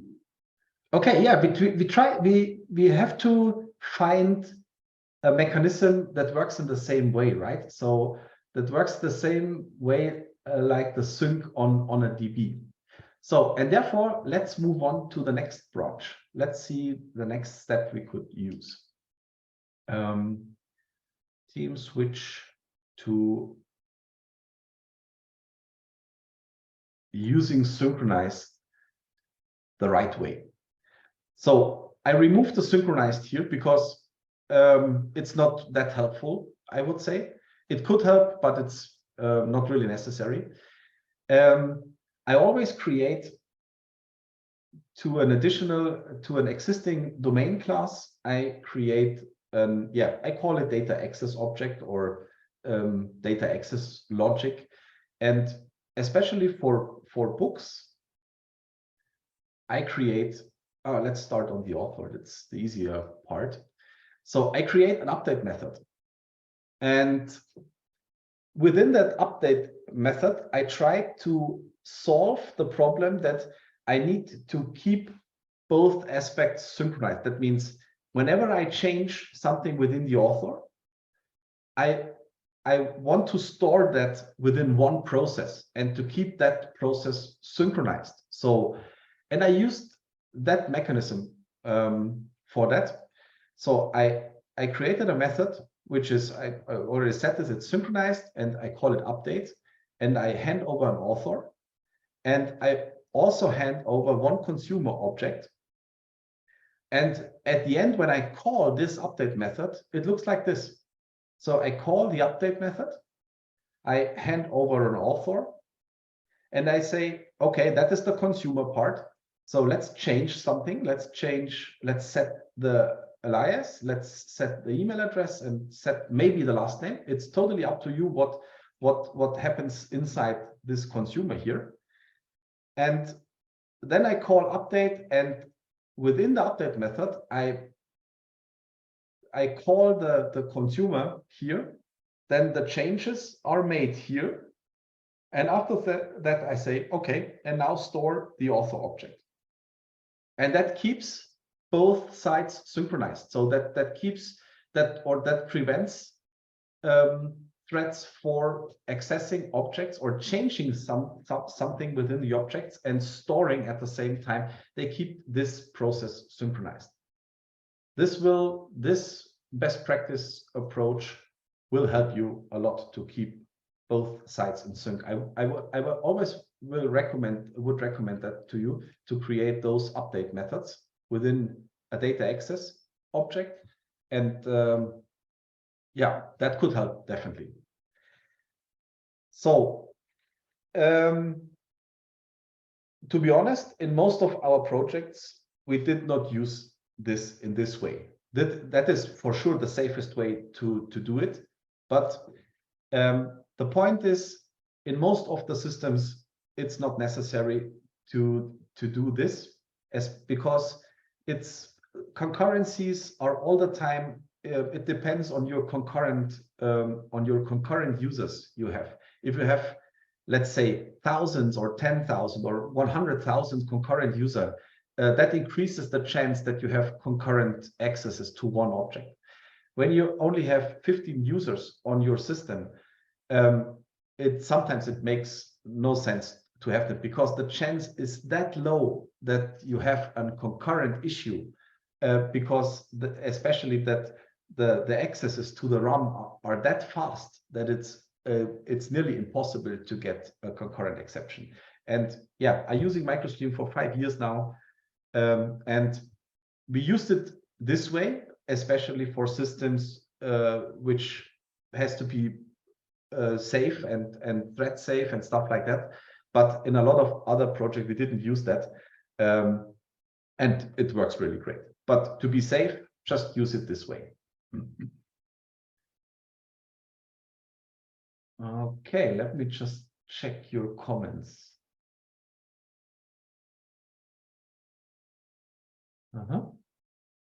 There is one class example, new message, synchronize log.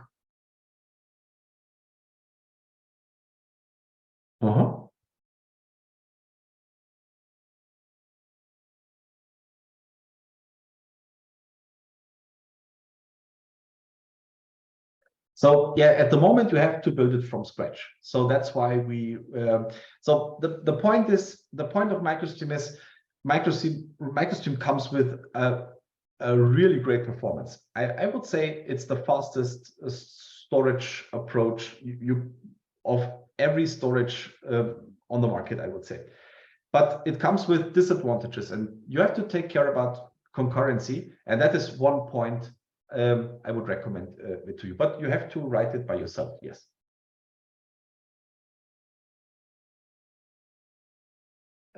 Is storage manager store object thread safe? The method itself, it is, but not the. So when you let's imagine when you call the store method, MicroStream reads the data from the RAM and writes it down to the binary file. But what happened if someone changes the same object at the same time after the call store? But MicroStream works like a user on the same object graph, and there are the same rules also for MicroStream. So the basic method store object, it is thread safe, but it is not regarding to the RAM to the object graph.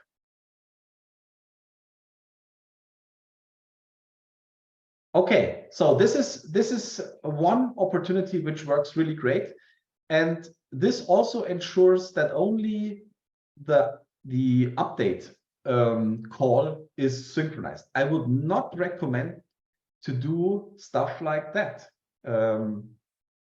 Let's go to the root file, for example, to the root class.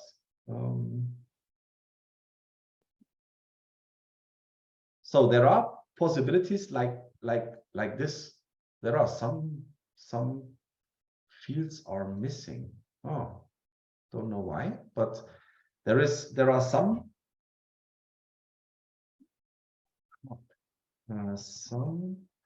collections, and then moment. Oh, come on. So let's do it in another way. So there is a synchronized set, for example, or a synchronized map. It's a little bit different. So let's say this is a set. Oh, come on. Set books, and here we have list books. What about this? What do you think? Is that a proper solution?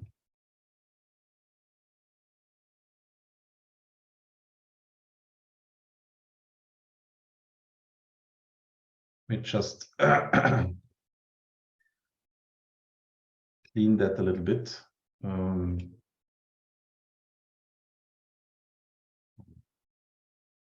Just say set. I have to import that.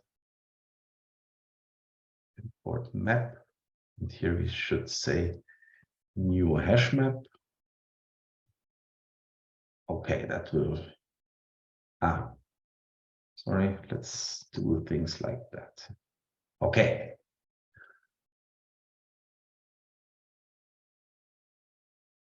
Quite large objects. Yes, okay. But what is the biggest problem in that? So all the collections are synchronized now. So they are thread safe. It's the easiest solution, I would say, to make a collection thread safe. But the issue is performance. That's right. So that is the slowest possibility you can have. So that means every write and also every read thread will be synchronized. So that means that decreases your performance a lot. And I would not recommend this, except you have one collection which is never used and you try to find an easy solution to make it thread safe. It could help to do it like this. But I would not use this for any important data where users are working on all the time. So, but is there an alternative to that? Is there something we could else use instead of synchronized set or synchronized list? Copy on write. Yes. So let's move on. So, okay, this first step is an important step. Let's use data access objects. In that way, I've shown to you. And there is another point I want to get into it. What about changing a batch update, for example? So could you remember the last method, the transaction method, changing multiple objects at once? I created an example for that, and I created a method which is called batch update, and I hand over a predicate that stands for the filter I used, and I have a consumer, and I used that filter here. That means I used the filter within the stream here as a predicate, and then I call the accept B for the book, and then I register the B to store it, so mark it as changed, as I always said, and then I say, okay, store.commit. This is a great solution for doing batch updates for some books, for example. And when you call it, it looks like this. So you create the predicate, you create the filter condition, I would say. And after that, you call the method batch update. You put the predicate in it, and then you say, and then you add the business logic within the consumer. Does it make sense to you? So the two examples which are maybe helpful to you when you create your projects. And I would say you can use this not only with MicroStream, it's basic Java stuff you have to know. Okay, data root. Yeah, I changed that a little bit. Could be possible to use synchronized on different methods. I would say this is step one. Use the final, use immutable objects, and maybe it's possible to use the method synchronized, which is used within that DAO object. Okay, let's move on. Next branch.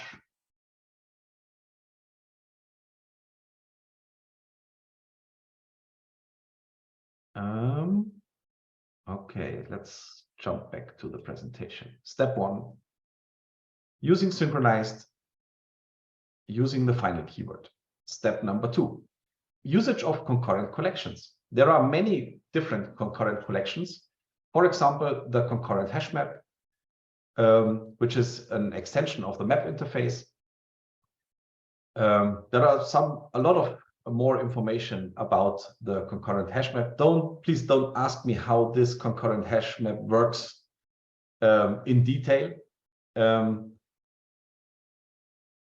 from the basic stuff, it's the same on step number 3, the copy on write array list, for example. That's also a concurrent collection which can be used. But there are two important things on that. I would not recommend to use this on a collection which is a huge collection, I would say. Now you would ask what means huge, because these collections are quite limited on the performance, I would say. For sure, there are twice or third times faster than the synchronized collection, but these collections are also quite slow, especially when it comes when a lot of data is inside a copy on write array list, for example. But it could be a better solution than the synchronized collection. So, and therefore, let's move on to the next step. Let's say switch to. I have two different branches. Let's just check out the concurrent hash map, for example, which is used here. So it's a different architecture. And remember what I said. So we try to keep the sizes of the different collection as small as possible, and therefore it could be a solution to say, okay, we have one object which is our book object, and then we have a second object which is called books, and we use different collection types or multiple different collections with different indexes to search for some books. And in that case, I use the concurrent hash map, and it could be a solution for you. Just use it, and I would say that's a solution which can be just use it, and it works for many low and medium size collections, I would say.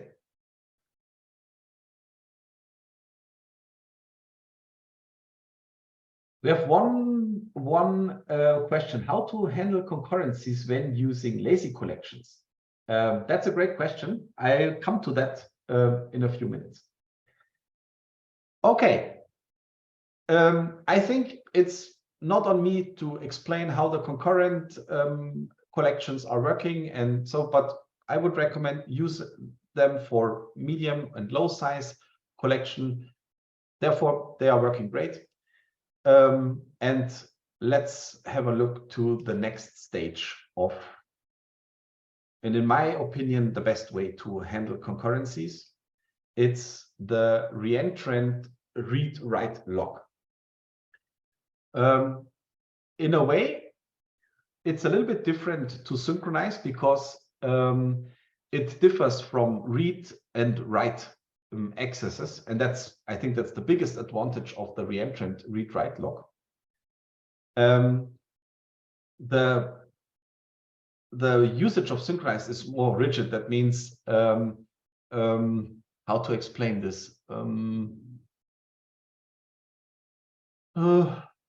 Yeah, let's move on. Maybe it's explained in the next few steps. As I said, it differs between read and write logs. That's the first thing, which is a big advantage to synchronized.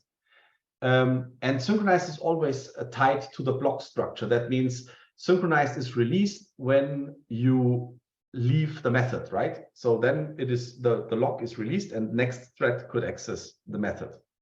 This is different on the reentrant read-write log, that because it enables you that you are able to decide when a log should be released. That's so that means the business logic of the reentrant read-write log is not bounded to the Java structure. Next step is also important. A reentrant log has a fair mode. That means that thread that are waiting to acquire a given log will acquire the log in first in, first out order. So synchronized is not fair. That means, for example, if you have 4 threads that are waiting to access a method, it's not the case that the first method, the first thread which tries to access to a method becomes the next access, and therefore it's not a fair mode, I would say.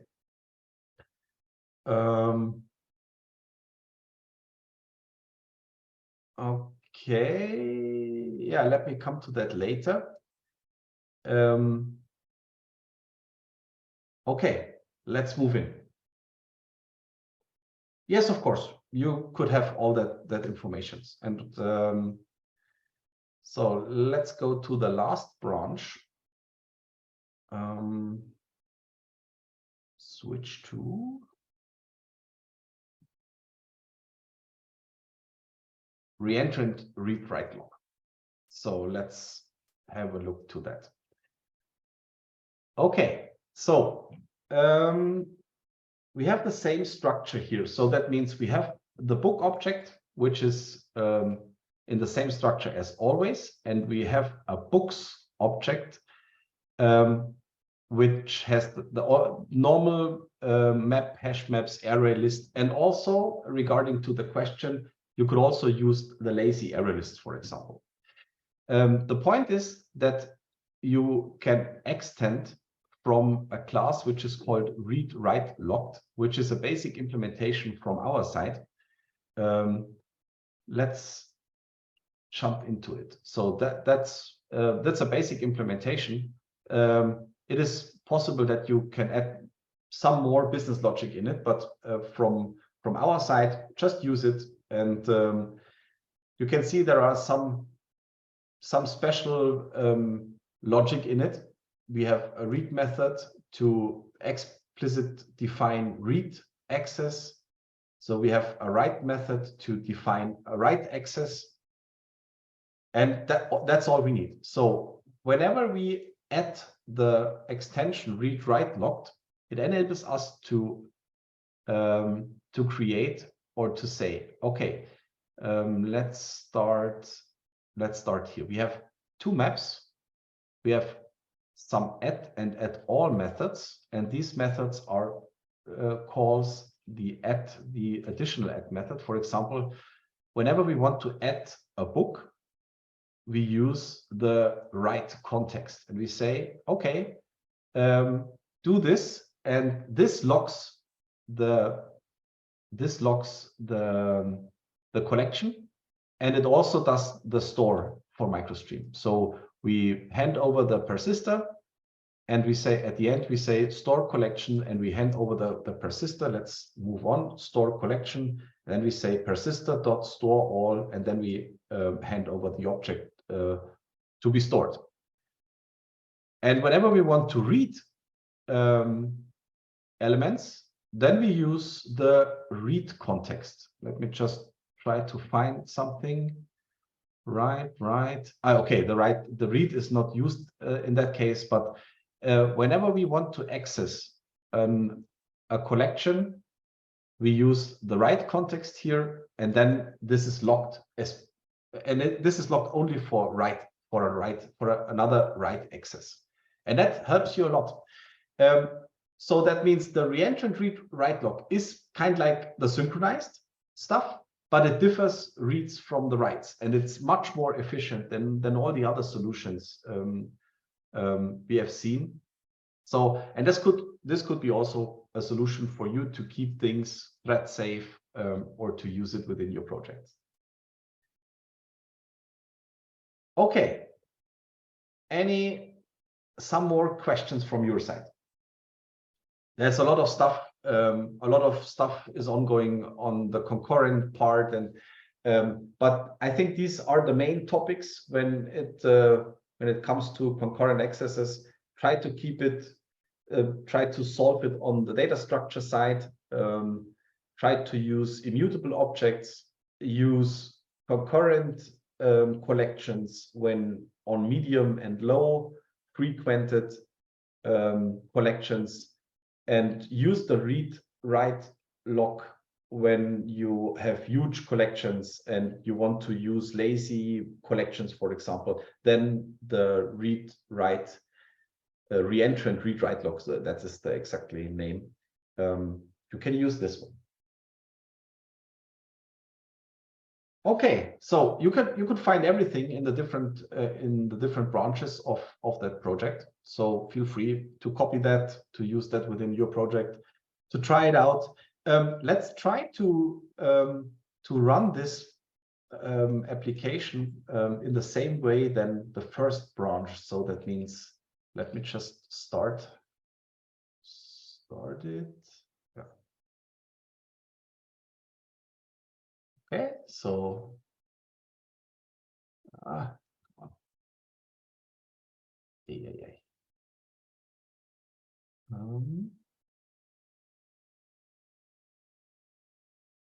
okay, here we are. So let's create some books. Books are created. Let's check it out if there are. Okay, now we have those books. Let's say iterate. Now you see the same behavior like in the first branch. And now try to delete a book. And now you can see, now we are able to delete as many books as we want. It works as expected. No issues anymore within that structure.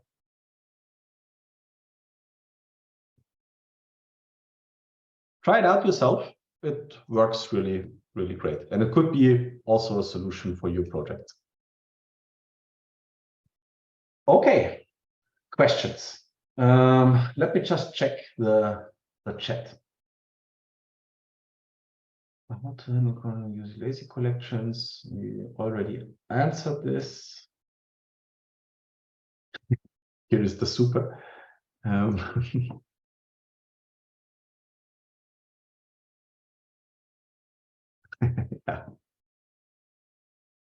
It's, by the way, it's automatically created, I guess. So it's created by the IDE.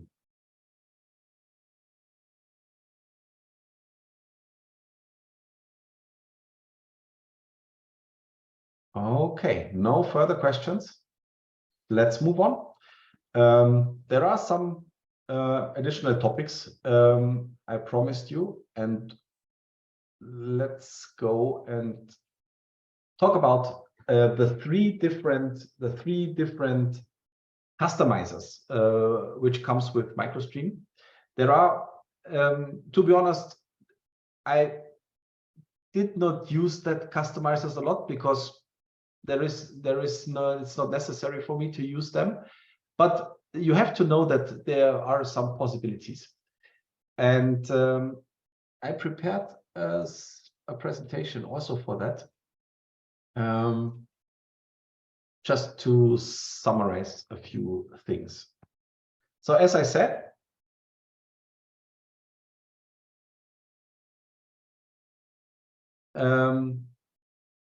these are the three different customizers. So there is the possibility to have a custom class loader. We have the possibility to provide different custom storing or a custom storing behavior. And there are also custom type handlers. Let's talk about this a little bit in detail. Let's start on the custom class loader. The question is why or when we need to change the class loader. And that was also surprising for us in a way. Did you remember the structure of the persistence type dictionary? So let's just jump into one example. So let's have a look to the data folder.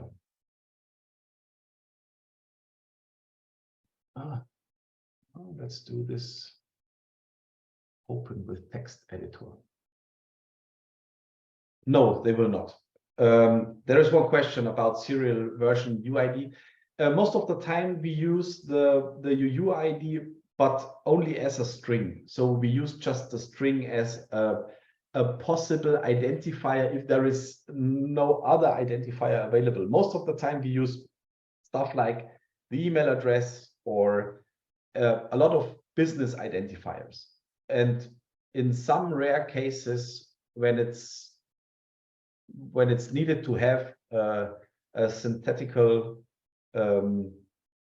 primary key or identifier, we use the UUID as a string. Okay, so basically what I said is, you see, this is the persistent type dictionary, and you see the types are identified by the full qualified class path. So that means we have one MicroStream domain books, one MicroStream domain author, and so on. And that could be an issue, especially when you use different class loader, you will get different class paths in the end. And therefore, it could be helpful to change that. And the first time we saw that was especially when we use with a Spring Boot, for example, because Spring Boot uses a different class loader or brings its own class loader. And that could be an issue at the end. Or, for example, when you use the Wildfly application server, which also comes with its own class loader. And then sometimes it makes sense to enable a different or enable the normal class loader, especially for loading your entities. How to do that?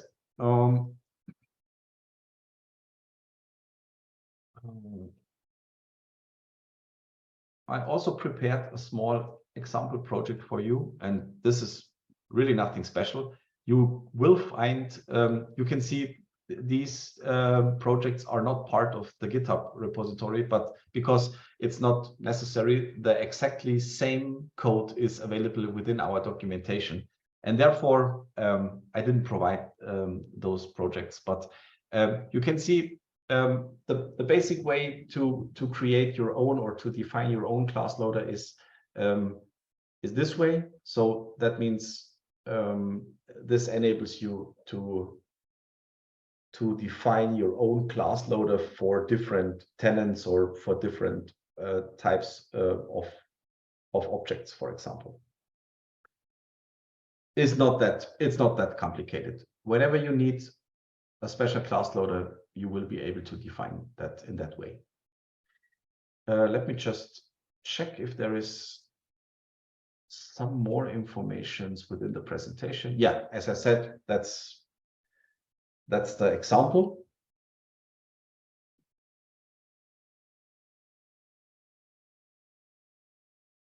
So you see that is the way you initialize the foundation, and within the initialization of the foundation, you could set your class loader. This is, by the way, I explained that to you on the advanced training, that sometimes it's needed to use the foundation way to initialize the storage manager. And that's also one point which only can be done on the foundation. So you need to use the more complex way to initialize the storage manager. Okay, class loader. Let's talk about custom storing behavior. That's also a great topic. And in some cases, that is really quite helpful. For example, prevent some data types from storing because of third-party incompatibility. I always recommend not to store third-party objects within MicroStream because of, and let me just switch to the persistent type dictionary. You see, we have the class path within the persistent type dictionary. So let's imagine you store a third-party element. And what happened when these external company changes or do some refactoring in their frameworks, and the class path changes, then you will have an issue, definitely. So that means there is one possibility to change the class path directly here within the persistent type dictionary to find the object again. But I would not recommend to do that. maybe they add some additional things to that class, and yeah, you will get you will have an issue in the end. So, and therefore I would not recommend to do that. So, for example, we created our own persistence field evaluator. So that means in case of that, this just the interface you have to implement, and then you have your own custom company storer, for example. And this storer says, okay, so if the entity type is company.class and the field type is an array, then don't store it. So return false. Otherwise, return true. So this is one example, individual storing behavior. So that means this object won't be stored in the end. Or you could also do that with an annotation, for example. Let's say if there are some sub-entities which should be stored in an eager way, always, you could do this in this way. And let's just, this is the way to add those customizations. So it's the same. When you initialize your storage manager, based on the foundation, you will be able to set these two eager storer, for example, or the custom company storer. Let's jump into the project itself, just to make it more understandable for you. Custom storing behavior. So as I said, we have our main start. This is the initialization of the storage itself. And let's jump into the company storer. We have already seen that. So if entity type is a customer class or is an array, don't store it, return false. And it's the same on the eager storer size. That means return field is annotation present, then say, okay, store it in an eager way. And this looks like this in the class itself, though. So whenever the customer is stored, the company field should be stored in an eager way. That means the company should be stored and all its objects below should also be stored. This could be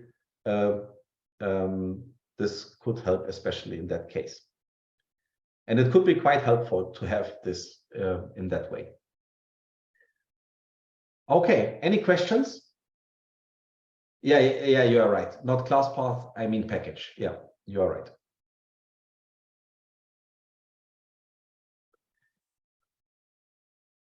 Okay, third stuff, or the third customization is the custom type handler.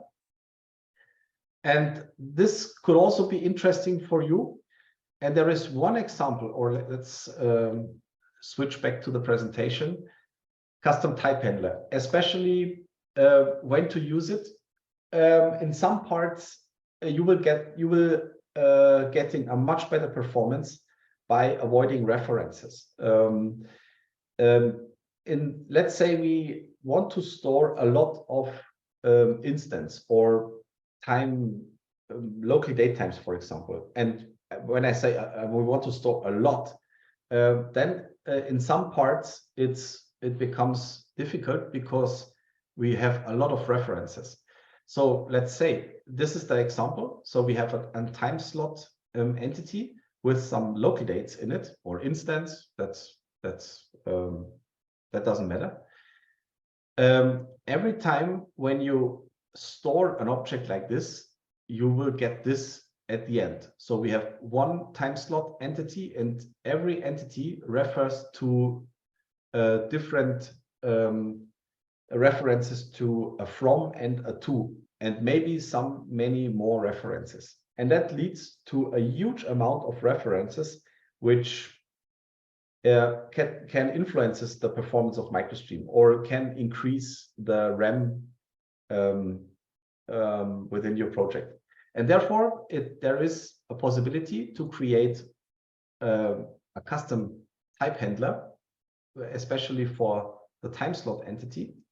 So let me just open this. This is what we're talking about. So we have one time slot ID. We have two instances in that case, but that really doesn't matter. But what happened in the end is that we added a binary type handler, which is part of the class directly here. And here is how we handle that in the end. So that means we transfers the reference to a primitive data type. So this is the handling of the slot ID that is already a primitive type, an int type. So we are fine with that. But for the complex type instant, we try to find a primitive to store it that decreases the amount of usage, RAM usage, a lot. So that means we transfer the field, we transfer it to a long field. So we extract the long value of the time slot and store it as a long in the end. And so that means this is the getter. So when this is how to store it, and this is how we get it back. So whenever it is loaded, it automatically will be converted to an instant. So, and this is used, as I said, whenever you have a complex type and you want to have a cheaper one, I would say, a primitive, for example, you could use that custom type handler, for example. That helps you to decrease or increase the performance or decrease the RAM consumption or the RAM usage. So these are the 2 or 3 customers. You will not, you will not use this all the time, but I think it's important to know that there are some customizers in place. There are a lot more customizers available, but I think it's not recommended to use this all the time. These customizers are always used in a special case when it makes sense to use them. But yeah, it's not necessary to use them all the time. Okay, some questions to that. Customers, a small topic of the training, but you just have to know that there are some customizers, and I think that's okay. Okay, so then let's move to the last 2 topics before we start with the Q&A. I promised you to share how to use the REST interface of MicroStream. Some of you might ask, okay, MicroStream is working great, but the biggest problem is there is no way to see the data. So, right? So, especially when you use MicroStream as an embedded data storage, it's quite hard, especially at the beginning of working with MicroStream, to see what's going on in the storage. Mostly you are used to visit a database backend, for example, or you use some other IDSQL and whatever else software to see the data within the database. And that is not easy with MicroStream, because you will not be able to see that. It's an easy way to have this in Micronaut, for example, because I'm used to write a small method within the controller class, and then in the end I will see the data because it's easy. I'm able to call this via browser, and that's it. And that's how it works basically for me. Most of the time I create my own get methods to see the data during the development, and if I don't need this method anymore, I delete them. But there is in some parts it's not that easy, like in Micronaut. So especially when you use it within let's say Spring application or Vaadin application or whatever else, and then it could make sense to have a small REST interface to see the data. And for that reason, I created also again a small project. Let me just clean a little bit that.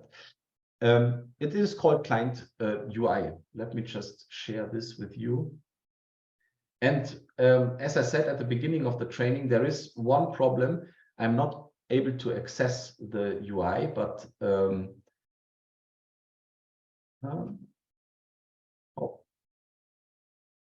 I forgot to copy the project. Is it rest?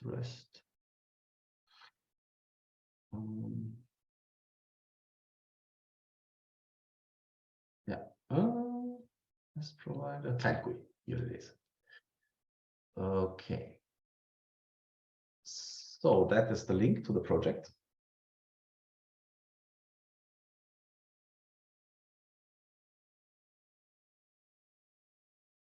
Okay, we have another question. The more customized operation, the larger is the chance of mismatch on future releases of MicroStream.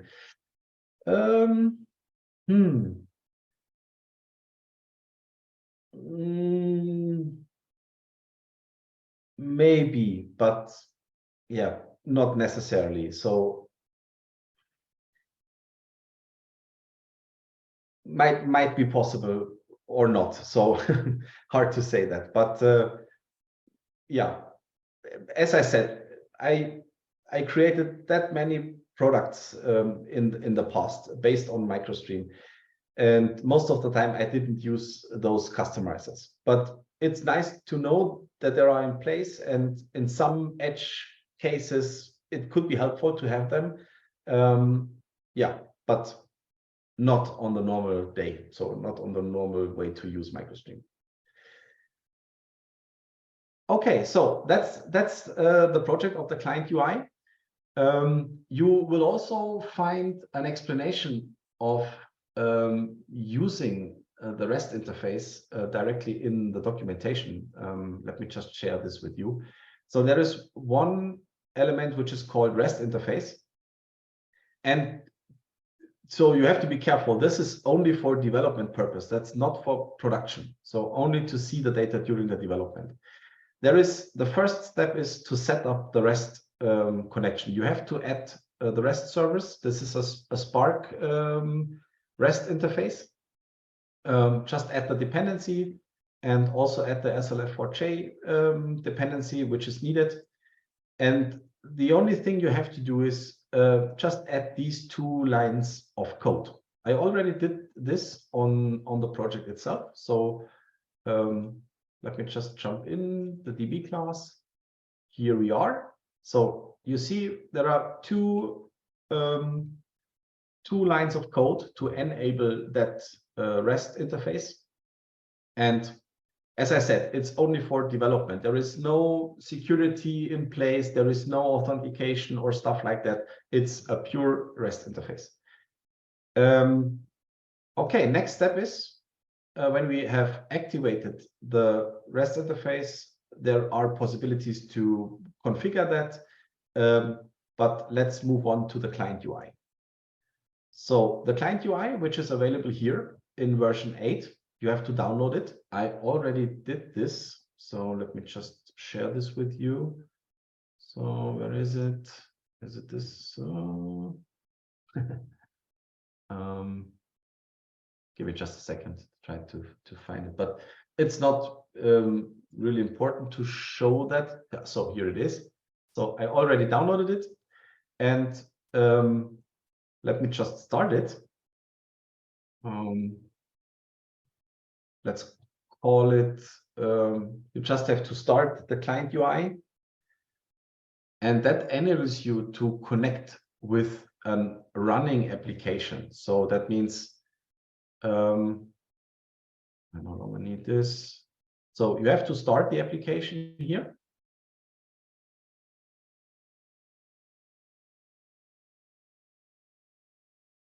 Maybe I knew what the problem was. Let me just update the client GUI, the project.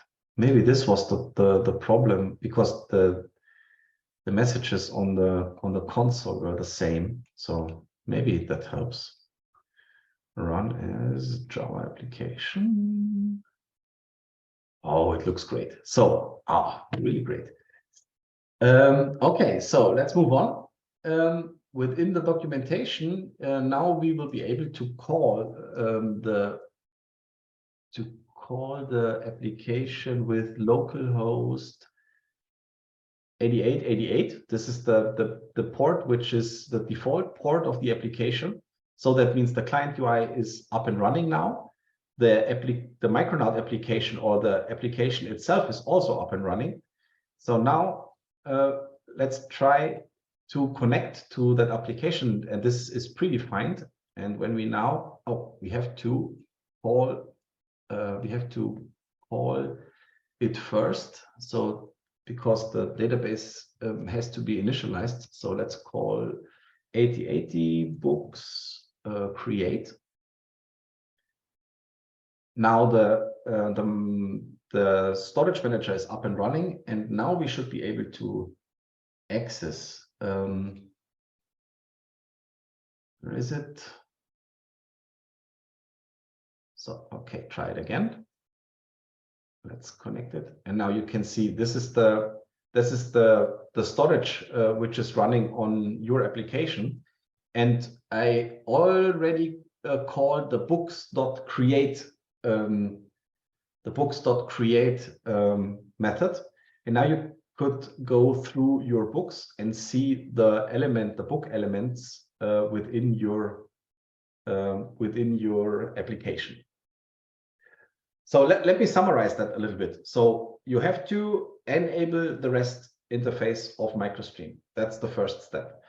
The next step is to download the client UI, the jar file.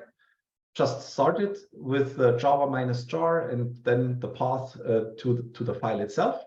And then you will be able to start the local host with localhost 8888. And then you have to start your application. And you need an already initialized storage manager. That means you have to call whatever method you have to initialize the storage manager. And then you will be able to connect via the client UI to your existing application. And that enables you to see the data during the development process. So, and that could help you from the beginning to see the data if it's necessary. It only shows you the data structure and some statistics. If this is interesting for you, you see the different channels which are created, and we are still working on some more functionality on that client UI. I think the point is that also on my side, most of the time I didn't use that client UI. For me, it's totally okay to see to create a REST method to get the data, but maybe it could be helpful for you. The client UI is based on it's a Vaadin application, I guess. It's a Spring Boot Vaadin application. But it's from MicroStream, of course it is. No, it's not. Let me just check. No, there is no filter in it, but that could be a feature request. So feel free to add a feature request within GitHub. These are the points we need to know from your side. Then it will be a great feature. Yeah, you are right. Maybe that helps a lot to find your data. Okay. Any questions so far to the client UI? As I said, it helps a lot, especially on the beginning. It also shows you the different object IDs that could also be helpful. So especially this is the object ID 29. It's the same object ID, which is also part of the persistent type dictionary. In some parts, this UI is quite helpful.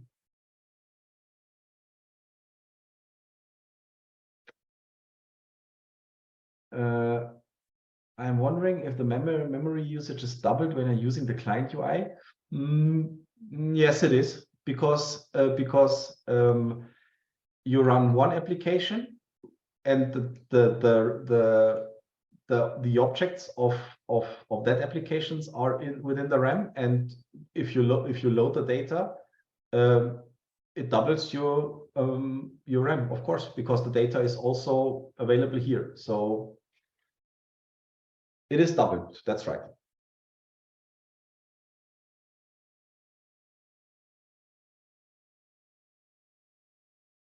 But yeah, as I said, I would not recommend to use this on a huge database. It's especially for that small amount of dummy data within during the development. Okay. Let's close this. Let's close this one. Okay, last but not least, before we enter the Q&A, let me just show you one example, or let me just share two example projects. One is the connection to AWS S3, and one project is the connection to a PostgreSQL database to store the data within a Postgre. And maybe this is also interesting for you. Just a second, I have to find it. So let's start with we no longer need this. Let me just clean up that a little bit. So it confuses me a lot. So that menu window, so we need this no longer. Okay, so first I have to share the repository. That's the important part.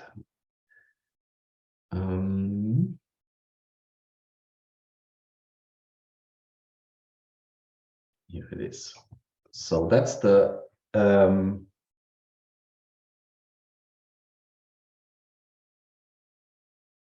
okay, that's the MicroStream training S3 example path. And yeah, let me directly share in case you have to leave. This is the Google form to fill the form to get the recording and to get all the documents you need to have. So just fill it out and please answer all questions. That would be great. It helps us a lot to understand your needs, and yeah, and then you will get the recordings and documents and PDFs and stuff like that. Okay, let's move on to the S3 store targets.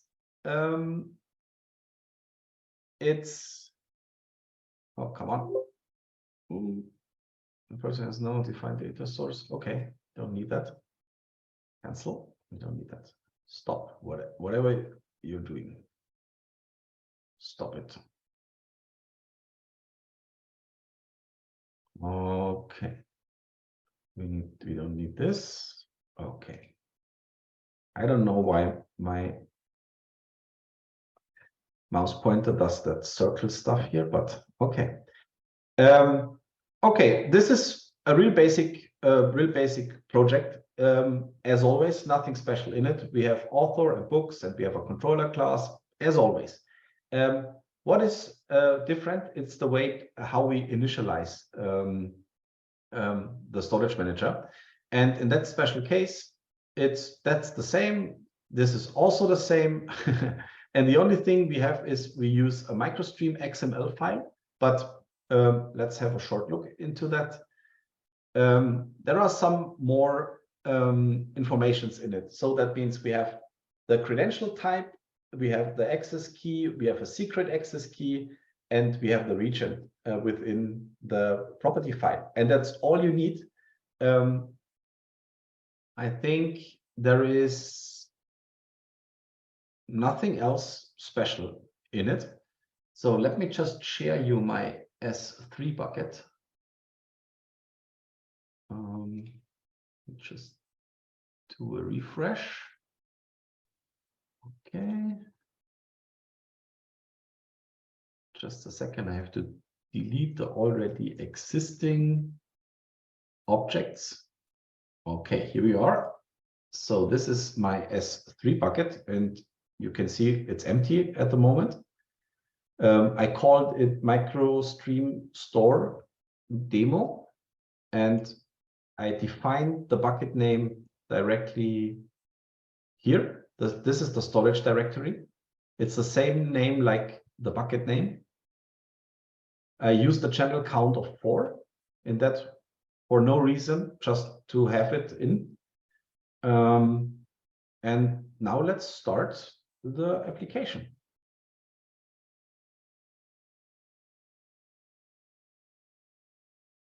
Let's create the objects as always. So let me call, oh, that's, I don't need this anymore. So let's call localhost 8080 books create, books/create.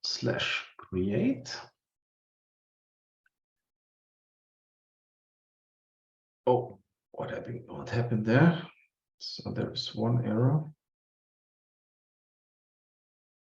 Okay, I forgot to enter the I forgot to enter the credentials. Give me just a second. I have to enter my credentials to the XML file. Okay.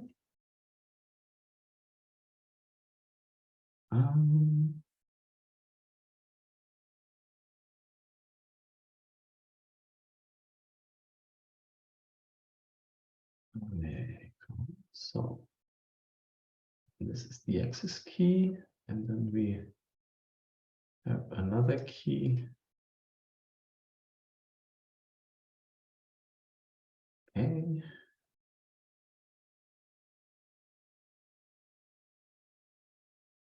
Okay, that's it. So let's start this again.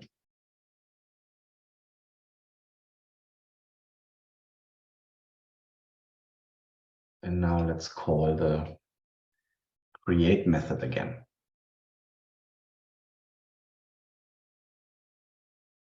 So as you can see, the initialization needs a little bit longer. Oh no, what happened now? Come on. This to have down there. Huh? Okay.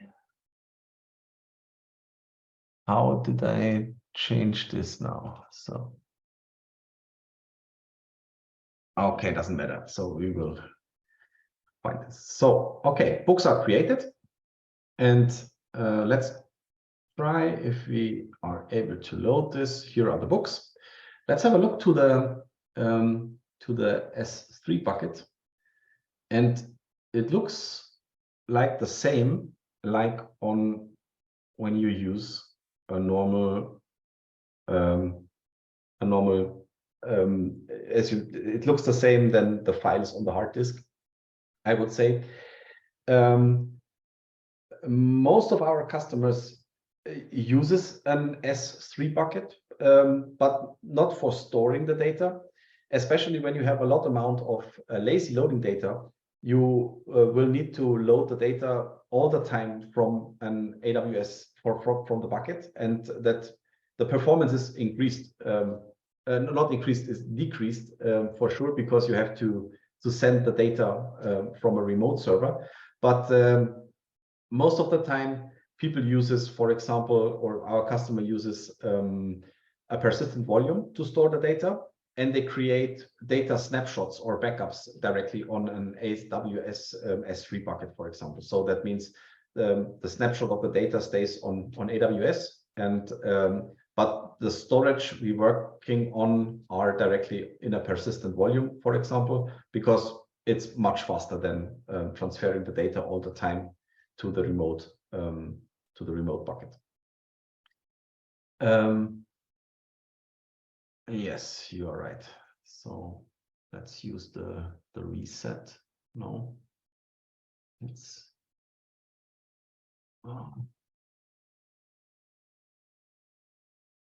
it's not easy to have that. Oh, let's call it reset resort. Okay. Thank you. Okay, so the first project, just don't forget to add your credentials to the project, and then it directly uses it. It's not that complicated to initialize that, and it's the same on the PostgreSQL project. So let me also share this with you.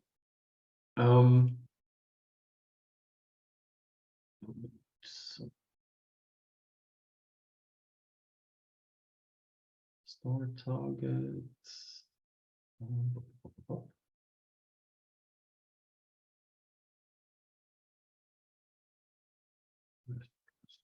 Yeah.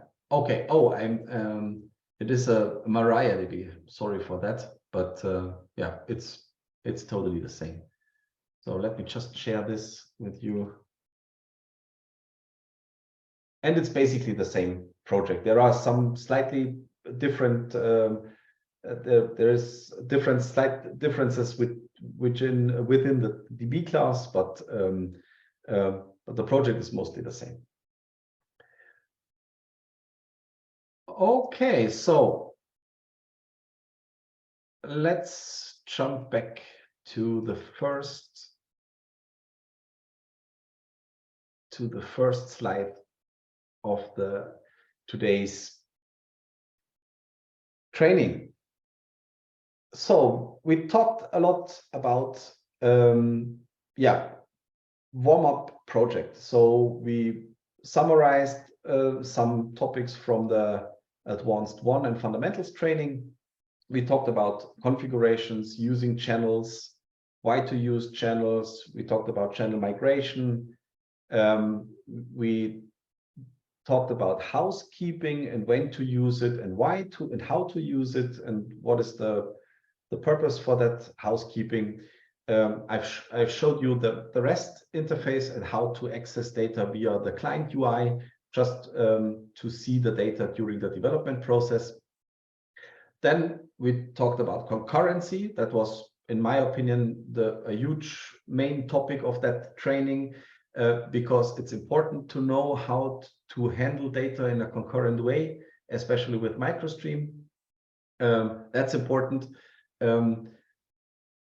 We talked about the final keyword and synchronized concurrent collection, and of course, for me, the most important thing, the reentrant read-write block, which works really great. Then we talked about customization, custom type handlers, and so on. And last but not least, I shared you the 2 different projects to access the S3 bucket, for example, and the PostgreSQL or MariaDB. Sorry for that. Okay, so it's 20 minutes left. Q&A. It's your part.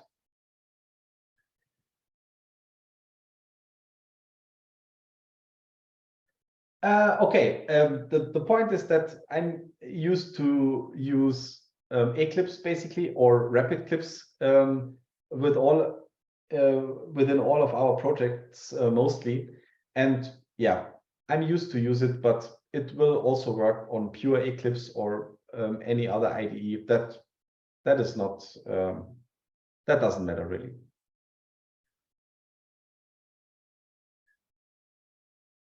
Many people ask me that why I use Rapid Clips instead of normal Eclipse or IntelliJ. Yeah, this is the IDE I'm used to use, so I would say. What does this make easier? It's the fully integrated Vaadin UI builder. So let's just say, let me just create a small example project. It's not related to MicroStream, but it could be, let's say, let's create a Vaadin demo, for example. So let me There is also a Hibernate integration. There is a MicroStream integration in it. So let's create the project. It needs a little bit to set up the whole. It's kind of like a low code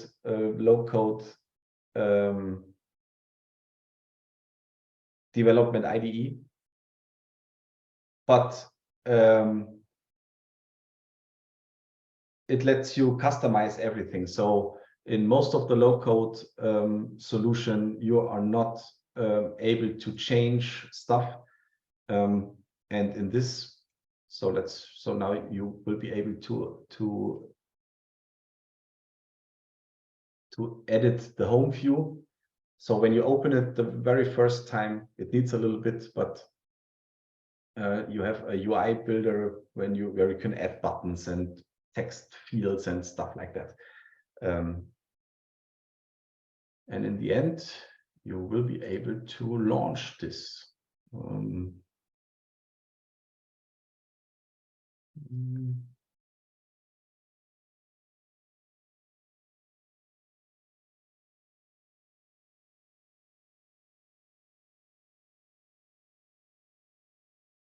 So it makes everything easier, just to answer Joachim.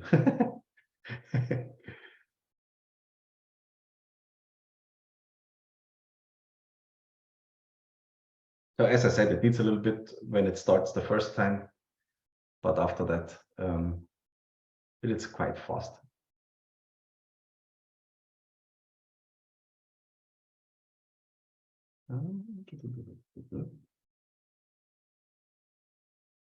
So what else questions we have? Yeah, thank you, Thomas. Let's meet on the JCon. Okay, now you will be able to add some buttons and to create events on that button, and yeah, using Hibernate. There is a whole Hibernate integration. It creates all the fields automatically for you, and a lot of more stuff is ongoing there. But yeah, try it out. It's called Rapid Clips.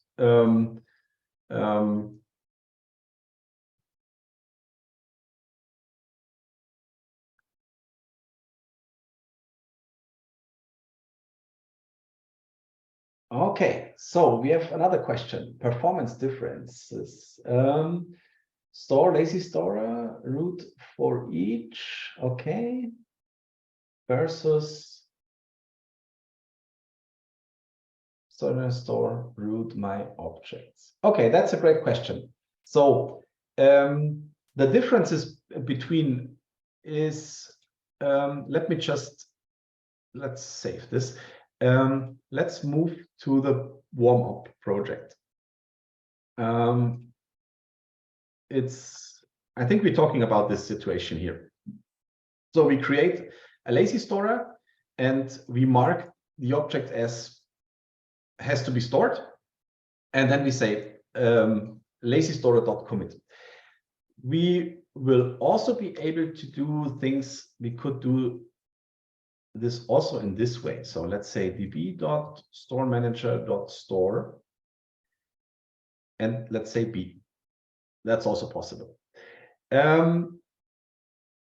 So as I said, the store method is a blocking operation, and it will also work the same way. But in my opinion, it makes sense to store this with one, let's say with one command, and you only have one command, not, for example, thousands when we don't know how many objects are within our list of books, for example. And that's one reason I would say this call will decrease the iteration of your for each loop here, for sure. That's the one reason. The second reason is when it enables you to have a transactional behavior. What happens if something goes wrong after the first 100 stores, for example? Then you have 100 objects are changed and also stored within the persistence, but there are some others there are still missing. And with that lazy storer, it gives you a transactional behavior, I would say. But it's also much more, the performance is much better to use it this way. Does that answer the question?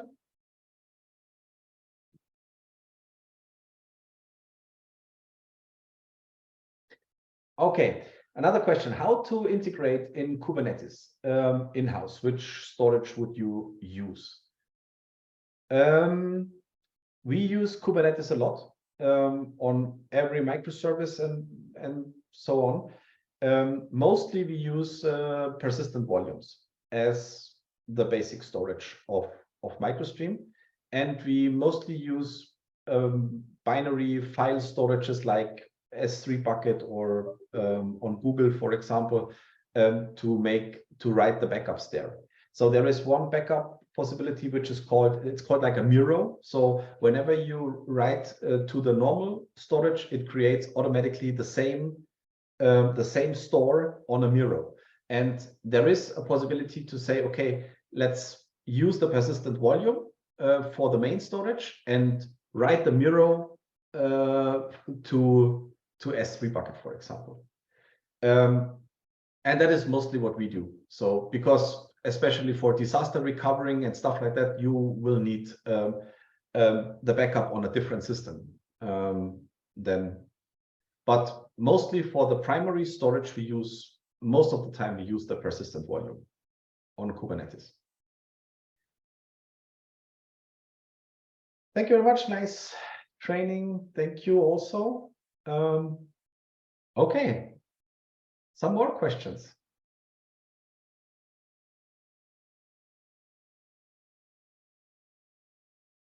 So last but not least, let me share the form link again. Please fill out the form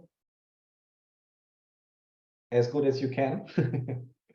And yeah, I think that's all from my side. Thank you for taking part to the training. I hope you will be successful using a MicroStream. When you have some further question during your implementation, just use GitHub discussions or our Slack channel. Oh, I forgot to share the Slack channel. How to find this again? Okay, hopefully, no, that's not how it works. Okay, sorry. I don't have the link to the Slack, but you will find the Slack link on our homepage soon. You could use GitHub discussions to ask, and if there are some special question or special implementation needs, just send me a mail. So I will share my email address with you. Let's say c.@microstream.1. Okay. So if you need some special answers, just send me a mail, and yeah, I will do my best to answer that. Okay, so thank you very much. I hope you enjoyed the training. Stay healthy and see you soon on JCon, hopefully. Thank you.